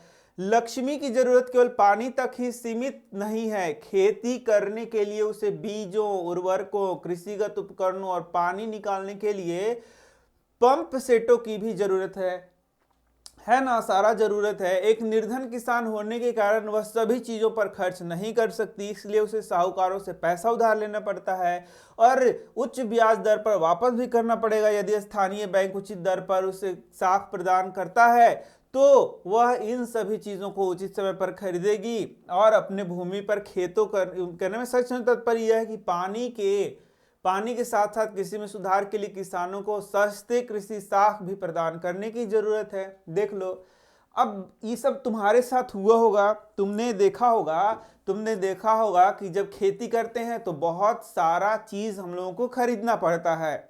बीज खरीदना पड़ता है, बीज के साथ साथ उर्वरक खरीदना पड़ता है, पंप खरीदना पड़ता है। अरे भाई, कुछ तो जानते होगे, शहर के बच्चे हो, शहर में घूमते रहते हो, गांव का कुछ नहीं पता है, गांव देहात के बारे में। अरे ऐसा समस्या है गांव देहात में लोगों को कि इतना लोग गरीब है कि इतना सामान कहां से खरीदेगा। तो जाएगा बैंक के पास कि बैंक जी तनी लोन दीजिए, तो बैंक लोन देगा। बैंक में होता है साख, एक वर्ड यूज किया गया है, साख। जो कागज मांगेगा वो देना पड़ेगा, तब जाके बैंक क्या होगा, लोन देगा। ऐसे ही लोन नहीं दे देगा तो क्या करेगा, जाके साहूकार से पैसा मांगेगा। बेचारा, उसको क्या करना है, उसको जाके बीज बोना है, बीज लाना है, खरीदना है, तो साहूकार से पैसा लेगा। साहूकार क्या करेगा, खूब उस पे क्या लगा देगा, कर लगा देगा, ब्याज लगा देगा। तो बेचारा फिर ब्याज देते देते अपना परेशान होगा। मान लो कि उसका फसल खराब हो गया तो पैसा कहाँ से लौटा पाएगा। समझ में आ रहा है? अरे ये सब आम जीवन का बात है जी, ये सब कोई पढ़ने वाला बात नहीं है। खुद सोचो, तो यदि सरकार सही समय पर सही ब्याज पर उसको लोन प्रोवाइड करा दे तो वो लोग भी सब सामान खरीदेगा और अच्छा से फसल होगा, तो फिर रोजगार क्या होगा, बढ़ेगा। यही सब लिख रहा है। हम अन्य तरीके से इस समस्या का समाधान, फिर हम बोलता है, हमको कहे बोलता है यार, हम कहे कर सकते हैं। इस सरकार कब, सर जगह सरकार ये करे, सरकार वो करे, फिर बोलता है हम करें। अरे हम क्या करें, हम एक अन्य तरीके से इस समस्या का समाधान कर सकते हैं। वह तरीका है अर्ध ग्रामीण क्षेत्रों में उन उद्योगों और सेवाओं की पहचान करना और उन्हें बढ़ावा देना जहां बहुत अधिक लोगों नियोजित किए जा सकें। उदाहरण के लिए मान लेते हैं कि अनेक किसान अरहर और मटर उपजाने के निर्णय करते हैं। इसके वसूली और प्रसंस्करण के लिए तथा शहरों में विक्रय करने के लिए दाल मिल की स्थापना एक ऐसा ही उदाहरण है। तो जाओ और दाल मिल बना बैठा दो और दाल मिल बैठा के किसान का मदद करो। जाओ, तुम्ही को बोल रहा है, कर सकते हो, नहीं कर सकते हो कोई बात नहीं, लेकिन कह रहा है सुनो। बोलता है कि जाके दाल मिल बैठा दीजिए और दाल मिल बैठा दीजिए और किसान जो अरहर का खेती करेगा ना, वो दलवा लाएगा और आप जो है सो दाल का उसका प्रोसेसिंग करिए। ठीक है, आप जो है सो चावल मिल बैठा दीजिए, किसान लाएगा, धान बेचेगा, चावल आप बेचिए। यही सब तो बोल रहा है। ठीक है, जो बोल रहा है बोलने दो। ठीक इस तरीके से बोल रहा है आलू और प्याज जैसे उत्पादों का भंडारण कर सके और अच्छी कीमत मिलने पर बेच सके। तो बोलता है कि भंडारण गृह खोल दीजिए, तो जाइए खोलिए, आप ही लोग को बोल रहा है। वन क्षेत्रों के निकटवर्ती गांवों में हमें शहद संग्रह केंद्रों की शुरुआत करनी चाहिए। तो ठीक है, ये सब ठीक है, जितना बात बोल रहा है सब ठीक है, सब जाकर लिख देना, भूलना मत। जब बड़े आदमी बनोगे कुछ न कुछ जरूर करना। एक एक आदमी जब कंट्रीब्यूट करेगा अच्छे अच्छे कामों के लिए तो जरूर देश क्या होगा, तरक्की करेगा, बेरोजगारी मिटेगा। तो ये बेसिकली हम लोग को तो तुम लोग बच्चे हो, तुम लोगों को तो पढ़ना ही चाहिए, लेकिन ये उन लोगों को पढ़ना चाहिए जो अभी पावर में हैं, उन लोग को ये सब पढ़ाना चाहिए। ठीक है, जहां किसान वनों से प्राप्त शहद बेच सके, सब्जियों और कृषिगत उत्पादों से आलू, शकरकंद, चावल, गेहूं, टमाटर और फल इत्यादि जिसे बाहरी बाजारों में बेचा जा सके के लिए प्रसंस्करण उद्योगों की स्थापना की जा सकती है। अर्थ ग्रामीण क्षेत्रों में स्थित उद्योगों में रोजगार प्रदान करेगा। तो यही सब लिखा हुआ है, लेकिन बच्चों एक कान से सुनना और दूसरे कान से मत निकालना। इसको अपने दिमाग में रख लो। क्यों रख लो? लिखने के लिए भी रख लो, क्वेश्चन आंसर करने के लिए भी रख लो, लेकिन भविष्य में तुम अच्छे काम करो इसके लिए भी रख लो। क्या आप जानते हैं कि भारत में विद्यालय जाने की आयु वर्ग देख लो 5 से 29 वर्ष में लगभग 60% बच्चे हैं। इनमें से 51% के लगभग ही विद्यालय जाते हैं, शेष विद्यालय नहीं जाते हैं। वे या तो घर पर रहते होंगे या उनमें से अधिकतम बाल श्रमिक के रूप में काम कर रहे होंगे। यदि ये बच्चे भी विद्यालय जाने लगे तो हमें और अधिक देखो क्या बोल रहा है, और अधिक भवनों, अध्यापक और अन्य कर्मचारियों की आवश्यकता होगी। तो बोल रहा है कि ये भी बहुत सारे बच्चे देखो कितना खराब स्थिति में होते हैं। सरकार बोल रहा है कि सरकारी विद्यालय में भेजो भेजो। हम एक बच्चा से बात किए कि कहाँ हो जी, तो वो बोलता है कि सर मैं तो पंजाब में हूँ। 9वां क्लास का बच्चा है, बोल रहा है कि मैं पंजाब में हूँ। तो हम पूछे कि क्यों हो पंजाब में, तो बोल रहा है कि सर कुछ काम वगैरह नहीं मिल रहा था इसलिए मैं पंजाब आ गया हूँ। सोच लो, वो 9वां क्लास में एडमिशन लिया है, पढ़ना यहाँ है, चल गया है पंजाब। तो आखिर कोई कारण होगा तभी तो गया। तो बोला कि सर बेरोजगारी है, माता पिता का मदद करना है, बड़ा ही लड़का है जी, मतलब कम एज का नहीं है, थोड़ा ज़्यादा ही एज का है, गया पंजाब कमाने। तो सोच लो यही सब बात है। गरीबी के कारण सरकारी स्कूल का कितना हालत खराब है, तुम समझ सकते हो। तो बोल रहा है कि यदि सब बच्चा लोग आने लगे तो खूब सारा रोजगार, खूब प्रधानाध्यापक, खूब टीचर लोग का भर्ती होगा। हाँ, होता है ऐसा, देखे हो कभी सरकारी विद्यालय में यदि पढ़ते होगे तो खूब टीचर देखे हो। वहां पर 1000 बच्चा रहेगा तो 5 गो टीचर रहेगा, ऐसा होता है सरकारी विद्यालय में। लेकिन लिखने के लिए कुछ लिख दिया है, तो लिखने के लिए सब लिखा हुआ है, तुमको आगे भविष्य में इसको करना होगा। इसी प्रकार यदि हम स्वास्थ्य की स्थिति में सुधार करना है तो हमें ग्रामीण क्षेत्रों में काम करने वाले और अधिक डॉक्टरों, नर्सों और स्वास्थ्य कर्मचारियों की आवश्यकता पड़ेगी। अरे भाई पड़ेगी क्या, पड़ रही है, तुम भर्ती करोगे तब तो। खूब डॉक्टर की जरूरत नहीं है, जरूर है, डॉक्टर का जरूरी है, नर्स का जरूरी है। किताब में लिख दिए कि सुधार करना है। अरे सुधार क्या करना, सुधार करना चाहिए। स्वास्थ्य में सुधार नहीं चाहिए तुमको। तुम मान लो गांव में रहते हो तो तुम नहीं चाहते हो कि गांव में ही अच्छा अच्छा डॉक्टर हो, नर्स हो, सब व्यवस्था हो ताकि तुम्हारा इलाज हो। देखो एक बार डॉक्टर के पास जाओगे तो जितना पैसा है ना सब सब तुम्हारा खत्म हो जाएगा। वो सब पैसा एकदम चूसना तरीके चूस लेगा तुम्हारा सब पैसा। जितना पॉकेट में लेके जाओगे, देख लिया ना कि अरे 500 की नोट है तो 500 के नोट है तो 500 की दवाई देगा, ऐसा नहीं कि 200 की दवाई देगा। 10 गिन दो सामने उसका, जितना रुपया गिनोगे उस सब का बिल बना देगा। ऐसा हाल होता है। तो ऐसा हाल है। और गांव में तुमको क्या है, गांव में अच्छा तुमको मिल जाए, स्वास्थ्य का व्यवस्था पूरा मिल जाए, डॉक्टर उक्टर सब मिल जाए, तो क्या उसे लुटाने जाओगे? नहीं ना जाओगे। यही सब तो बात यहाँ बताया जा रहा है। लेकिन खाली बताया जा रहा है, ये सब हम लोग पढ़ के क्या करें? यही तो बात है कि हम लोग को पढ़ाया जाए, तुमको खाली कहाँ पढ़ाया जा रहा है? ये तो बड़ा बड़ा लोग को पढ़ाना चाहिए जिनसे बेरोजगार का सृजन होगा और हम विकास के महत्वपूर्ण पहलुओं पर विचार कर पाने में भी सक्षम हो। देखो कितना भारी भारी वर्ड लिखा हुआ है, लग रहा है कि बाप रे बाप, इसको समझने के लिए कोई एकदम पढ़ा लिखा बहुत इंटेलिजेंट आदमी चाहिए तभी इसको पढ़ सकेगा। अरे क्या बकवास चीज लिखा हुआ है, नहीं समझ में आ रहा है। सिंपल सा बात कि भाई सब क्षेत्र में यदि इतना विकास कर दोगे तो विकास तो होबे करेगा, विकास नहीं होगा? जरूर विकास होगा।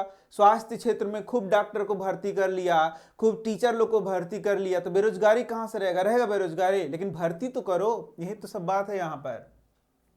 प्रत्येक राज्य या प्रदेश में वहां के निवासियों की आय और उसके रोजगार में वृद्धि करने की संभावना होती है। यह पर्यटन अथवा क्षेत्रीय शिल्प उद्योग अथवा सूचना प्रौद्योगिकी जैसे नवीन सेवाओं के माध्यम से हो सकता है। इनमें से कुछ के लिए समुचित योजना एवं सरकारी सहायता की आवश्यकता होगी। तो देखो यहाँ बोल रहा है, फिर से सरकारी वर्ड ले आया है, मतलब सरकारी सहायता के बिना कुछ कहीं हो रहा है। देखो अपने प्रयास भी करना चाहिए, खाली सरकार सरकार हम लोगों को नहीं करना चाहिए। उदाहरण के लिए योजना आयोग के अध्ययन के अनुसार यदि पर्यटन क्षेत्र में सुधार होता है तो हम प्रतिवर्ष 35 लाख से अधिक लोगों की अतिरिक्त रोजगार प्रदान कर सकते हैं। तो ये बात तो थोड़ा सा तुमको समझना पड़ेगा कि बहुत सारा ऐसा क्षेत्र है जहां पर लोगों को रोजगार मिल सकता है। जैसे यहाँ पर क्या बोला, पर्यटन के क्षेत्र में, पर्यटन के क्षेत्र में बहुत सारा काम हो सकता है।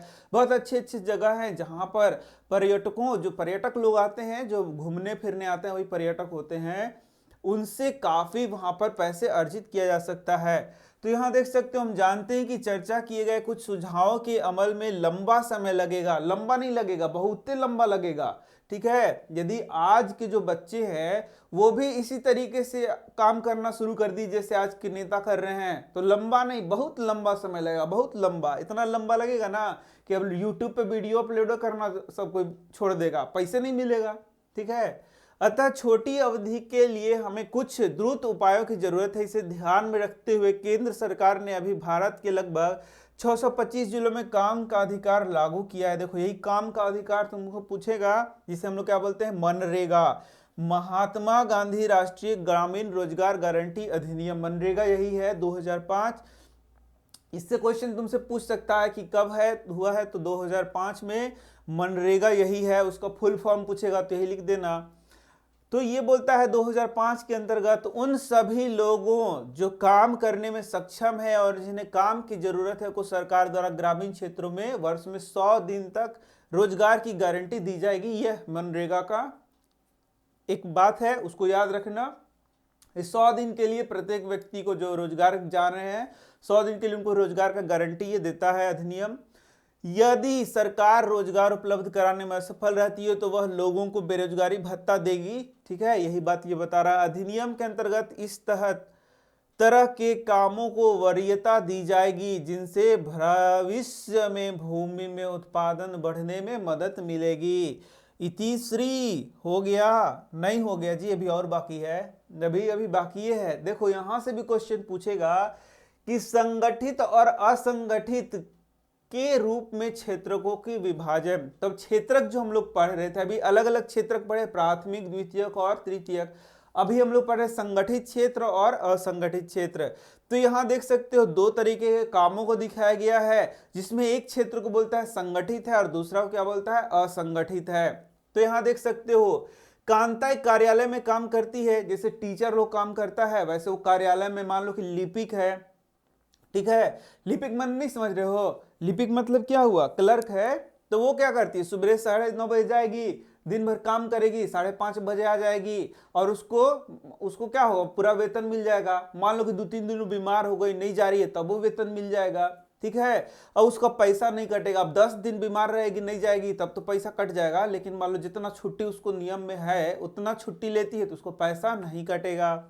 उसको नौकरी में क्या मिलेगा, उसको सिक्योरिटी मिलेगा कि उसका नौकरी मतलब 30 दिन उसको काम मिल गया, 30 दिन उसको जाना है, पैसा उसके खाता में आ जाएगा। भविष्य में भी कुछ पैसा उसका जमा होते रहता है। सरकार जो है वो ऐसा नियम बनाया है कि कुछ भविष्य में भी उसको पैसा मिलेगा।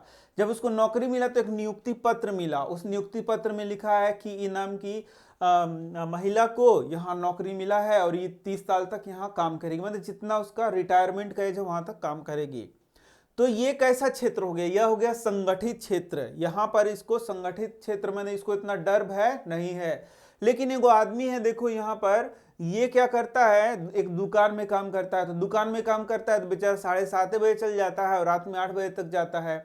इसको पैसा भी कम मिलता है, डांट डपट भी करता है, और क्या करता है, और जिस दिन नहीं आया और पैसों काट लेगा खत से, क्या तू नहीं ले चल तो और पैसा गया। बोलेगा ए सर हमको जो है ना, ए मालिक क्या हुआ रे, निकाह हुआ जी, तो ए मालिक हमको जो है ना 2 दिन की छुट्टी चाहिए, 3 दिन की छुट्टी चाहिए, ब्याह में जाना है। तो बोलेगा कि नहीं ब्याह में नहीं जाना है, यदि जाएगा तो तोहर हम पैसा काट लेंगे। तो बोलेगा कि अच्छा ठीक है तो काट लीजिए पैसा, तो पैसा काट लेगा। तो फिर होने से आया कि ए मालिक अब ब्याह खत्म हो गया, तो बोले भाग अब दूसरा आदमी के रख लिए हैं, अब तोरा नहीं रखेंगे। देखा, इसका मतलब था कि उसका जो जॉब था वो सिक्योर नहीं है, दूसरा आदमी को रख लिया।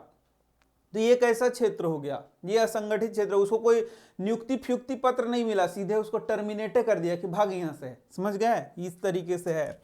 तो यही हो गया संगठित क्षेत्र और असंगठित क्षेत्र। कांता संगठित क्षेत्रक में काम करती है, कांता बुझा गया ना कि जो लिपिक है वो क्या संगठित क्षेत्र में काम करती है।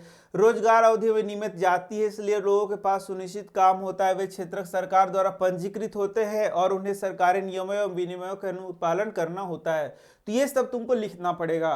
पूछेगा कि संगठित क्षेत्रक में जो काम करता है उसको क्या क्या वहां रूल रेगुलेशन है, या संगठित क्षेत्र किसे कहेंगे। तो वैसा क्षेत्र जहां रोजगार की अवधि नियमित होती है, लोगों के पास सुनिश्चित काम होता है, सरकार द्वारा पंजीकृत होता है, सरकारी नियमों एवं विनियमों का अनुपालन करता है। ये सब बात को तुमको वहां पर लिखना होगा। खाली हंसी मजाक करोगे, पढ़ाई में क्वेश्चन आंसर भी तो करना पड़ेगा। इन नियमों एवं विनियमों के अनेक विधियों जैसे कारखाना अधिनियम, न्यूनतम मजदूरी अधिनियम, सेवानुदान अधिनियम, दुकान एवं प्रतिष्ठान अधिनियम इत्यादि में उल्लेख किया गया है। एक चीज तो भुला ही गए तुमको पढ़ाना, जो कांता काम करती थी, लिपिक थी, तो उसको कई प्रकार के चीज मिलता है। जैसे कि उसको भत्ता मिलता था, जैसे उसको रेंट पे रह रही है तो वो भत्ता मिल रहा है, उसको बीमार पड़ गई है तो उसका पैसा मिलता है, बहुत सारा उसको बेनिफिट है। लेकिन बेचारा वो जो काम कर रहा था उसका कोई बेनिफिट नहीं, सीधे भगा दिया, भाग।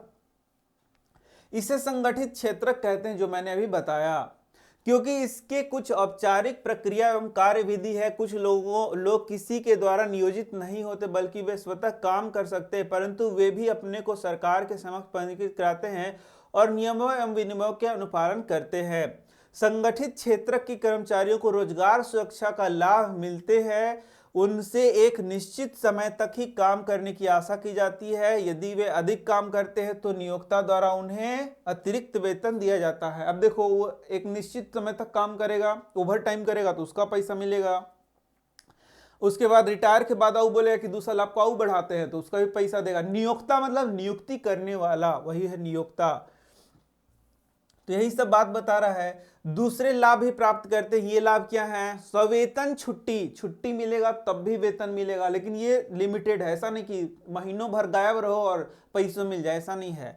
अवकाश काल में भुगतान, भविष्य निधि, भविष्य निधि मतलब उसका खाता में कुछ पैसा सरकार जमा करता है जो कि उसके रिटायरमेंट के बाद देता है। सेवानुदान, रिटायरमेंट के बाद का पैसा इत्यादि पाते हैं। वे चिकित्सीय लाभ पाने के हकदार होते हैं और नियमों के अनुसार कारखाना मालिक को पेयजल और सुरक्षित कार्य, पर्यावरण जैसी सुविधाओं को सुनिश्चित करना होता है। तो ये सारा उनको फायदा होता है। पेंशन भी उनको मिल सकता है। इसके विपरीत जो कमल था बेचारा, जिसको भगा दिया था दुकनवा से, तो उसके बारे में क्या बोल रहा है? वो कौन सा क्षेत्रक है? बेचारा असंगठित क्षेत्रक में काम कर रहा है। छोटी छोटी और बिखरी इकाइयां जो अधिकांशतः सरकारी नियंत्रण से बाहर होती है, सरकारी नियंत्रण उन पे नहीं है, निर्मित होती हैं तथा इस क्षेत्र के नियमों को विनिमय को तो होते हैं परंतु उनका अनुपालन नहीं होता है। नियम तो सरकार फॉर्चून के दुकान में भी बनाया है, लेकिन पालन वहां पे सही ढंग से नहीं होता है। वे कम वेतन पे काम करते हैं, नियमित नहीं है, कहीं भगा देगा। अतिरिक्त समय का काम करोगे कोई फायदा नहीं है। बोलेगा कि ए जी आज 1 घंटा और काम कर दो, तो बोलेगा कि ठीक है मालिक, क्या करे, 1 घंटा वे काम कर देते हैं, बस वही बोल देगा, वो 8वां आना नहीं देगा ओकरा। सवेतन छुट्टी, अवकाश, बीमारी के कारण छुट्टी इत्यादि का कोई प्रावधान नहीं है। रोजगार सुरक्षित नहीं है। श्रमिकों को बिना किसी कारण काम से हटाया जा सकता है। कुछ मौसम में जब काम बंद हो जाएगा, मान लो काम ही नहीं रहेगा, तो बोलेगा कि जाओ जी 2 महीना बाद आना, ये भी कह सकता है।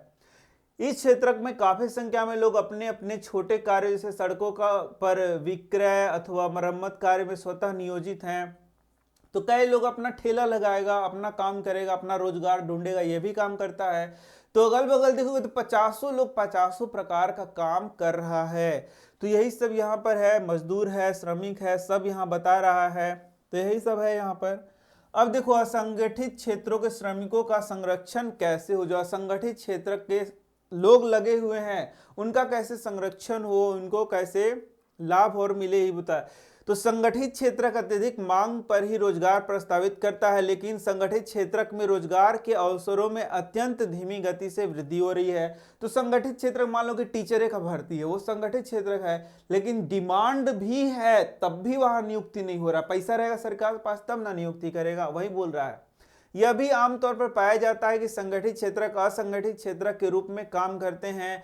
वैसी रणनीति कर वंचन एवं श्रमिकों को संरक्षण प्रदान करने वाली विधियों के अनुपालन से बचने के लिए अपनाते हैं।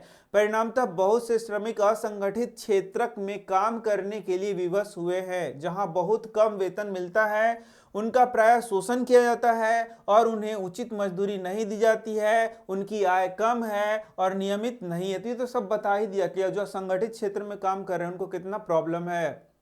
1990 से यह भी देखा गया कि संगठित क्षेत्र के बहुत अधिक श्रमिक अपना रोजगार खोते जा रहे हैं। ये लोग असंगठित क्षेत्र के कम वेतन पर काम करने के लिए विवश है। अतः संगठित क्षेत्र में और अधिक रोजगार की जरूरत के अलावा श्रमिकों को संरक्षण और सहायता, असंगठित क्षेत्र में बोल रहा है, अधिक रोजगार चाहिए और उनको संरक्षण भी देने का बात ये कहता है।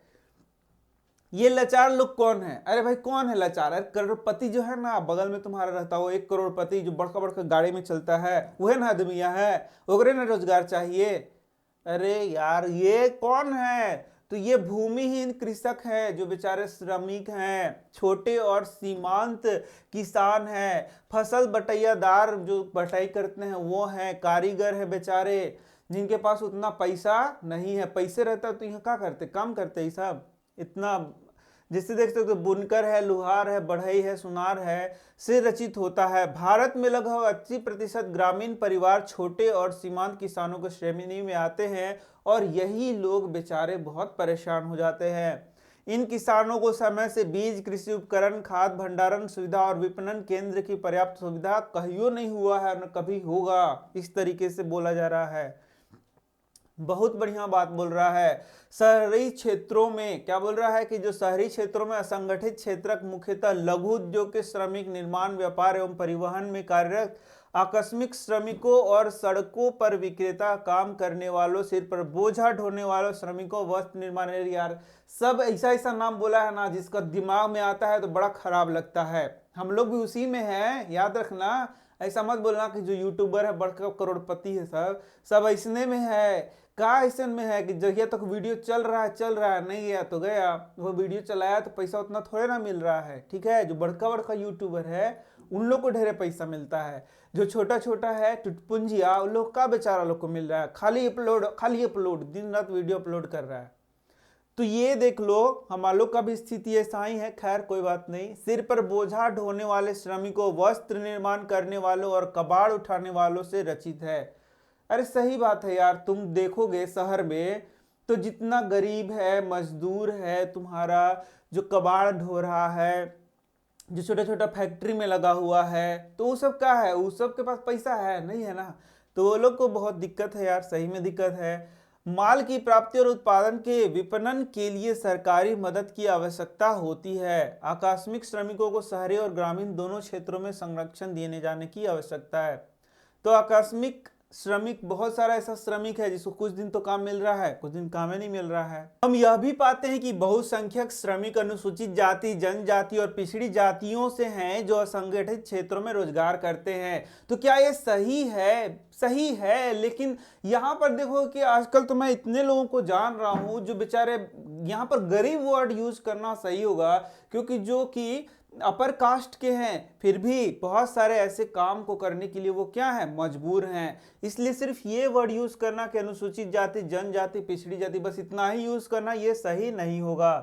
तो यही सब बात यहाँ पर लिखा हुआ है। ये श्रमिक अनियमित और कम मजदूरी पर काम करने के अलावा सामाजिक भेदभाव के भी शिकार हैं। सामाजिक भेदभाव तो होगा ही। जैसे क्या समझते हो कि एक रिक्शावान चला जाएगा बड़े शोरूम में और जाके बोलेगा कि मुझे ये पैंट दिखाइए और शर्ट दिखाइए, घुसने देगा? नहीं घुसने देगा, भाग यहाँ से, तू गरीब है, तुमको हम यहाँ घुसने नहीं देंगे। तो उसको भेदभाव का भी शिकार होना पड़ रहा है।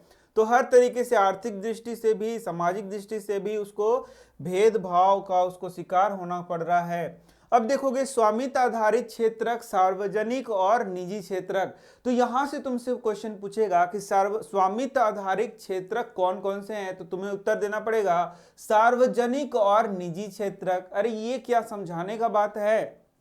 कि स्वामित्व मतलब क्या हो गया, मालिकाना हक। तो मालिकाना हक के आधार पर कैसा क्षेत्रक होगा, या तो सरकारी होगा या तो प्राइवेट होगा, अर्ध सरकारी भी हो सकता है। लेकिन यहां पर सार्वजनिक क्षेत्रक में बात बता रहा है, सार्वजनिक क्षेत्रक में क्या बोल रहा है, अधिकांश परिसंपत्तियों पर सरकार का स्वामित्व होता है और सरकार ही सभी सेवाएं उपलब्ध कराती हैं।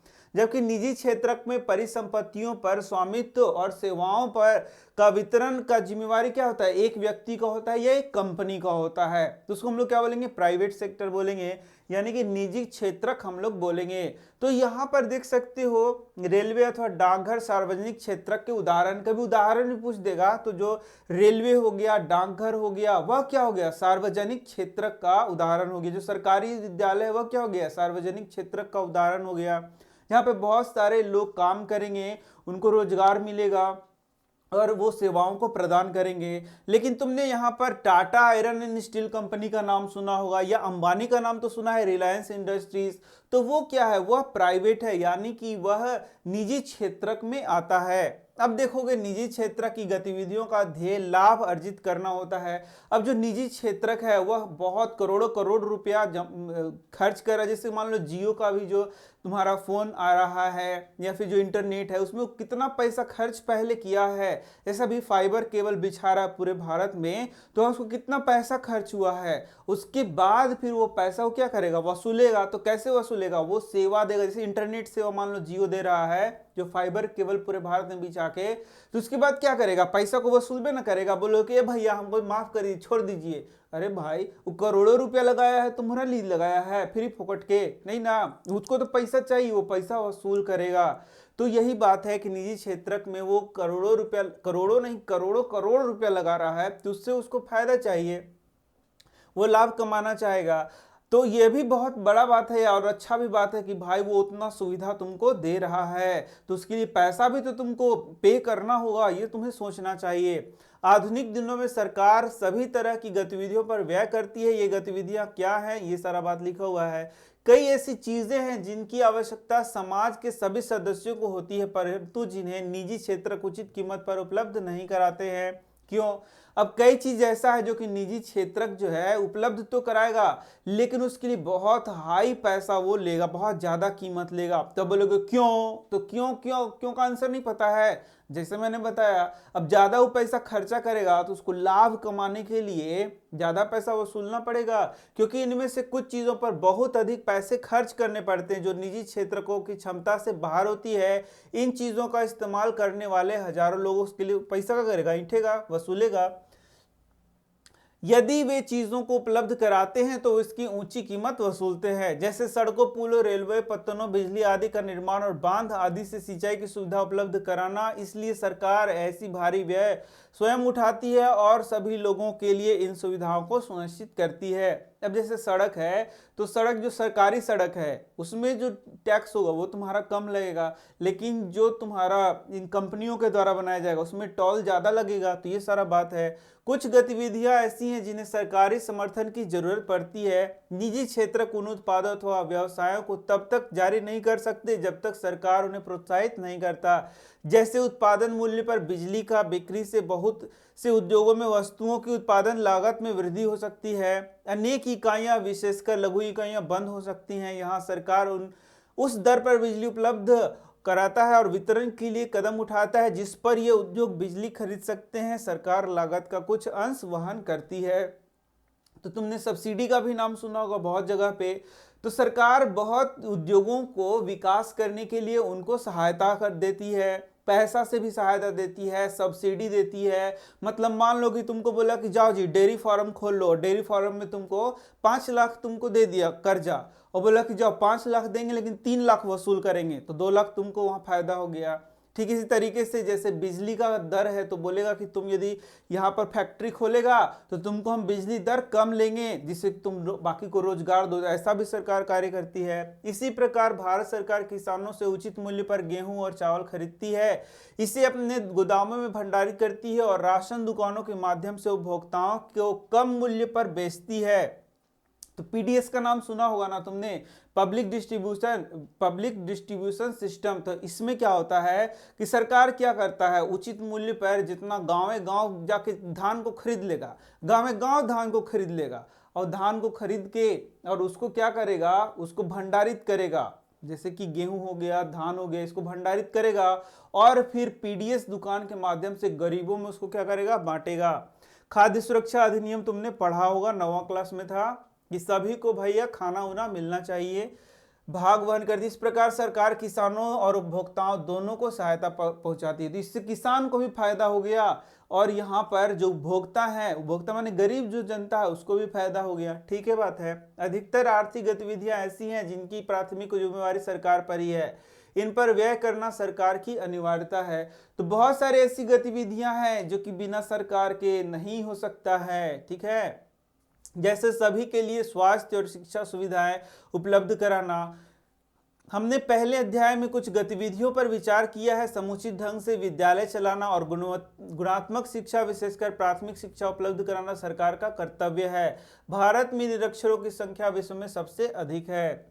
इसी प्रकार जब हम जानते हैं कि भारत के लगभग आधे बच्चे कुपोषण के शिकार हैं, यानी कि स्वास्थ्य सुधार भी करना उनकी प्राथमिकता है। उड़ीसा 41 तथा मध्य प्रदेश 47 का शिशु मृत्यु दर विश्व के कुछ निर्धनतम भागों से अधिक है। सोच लो जरा सा।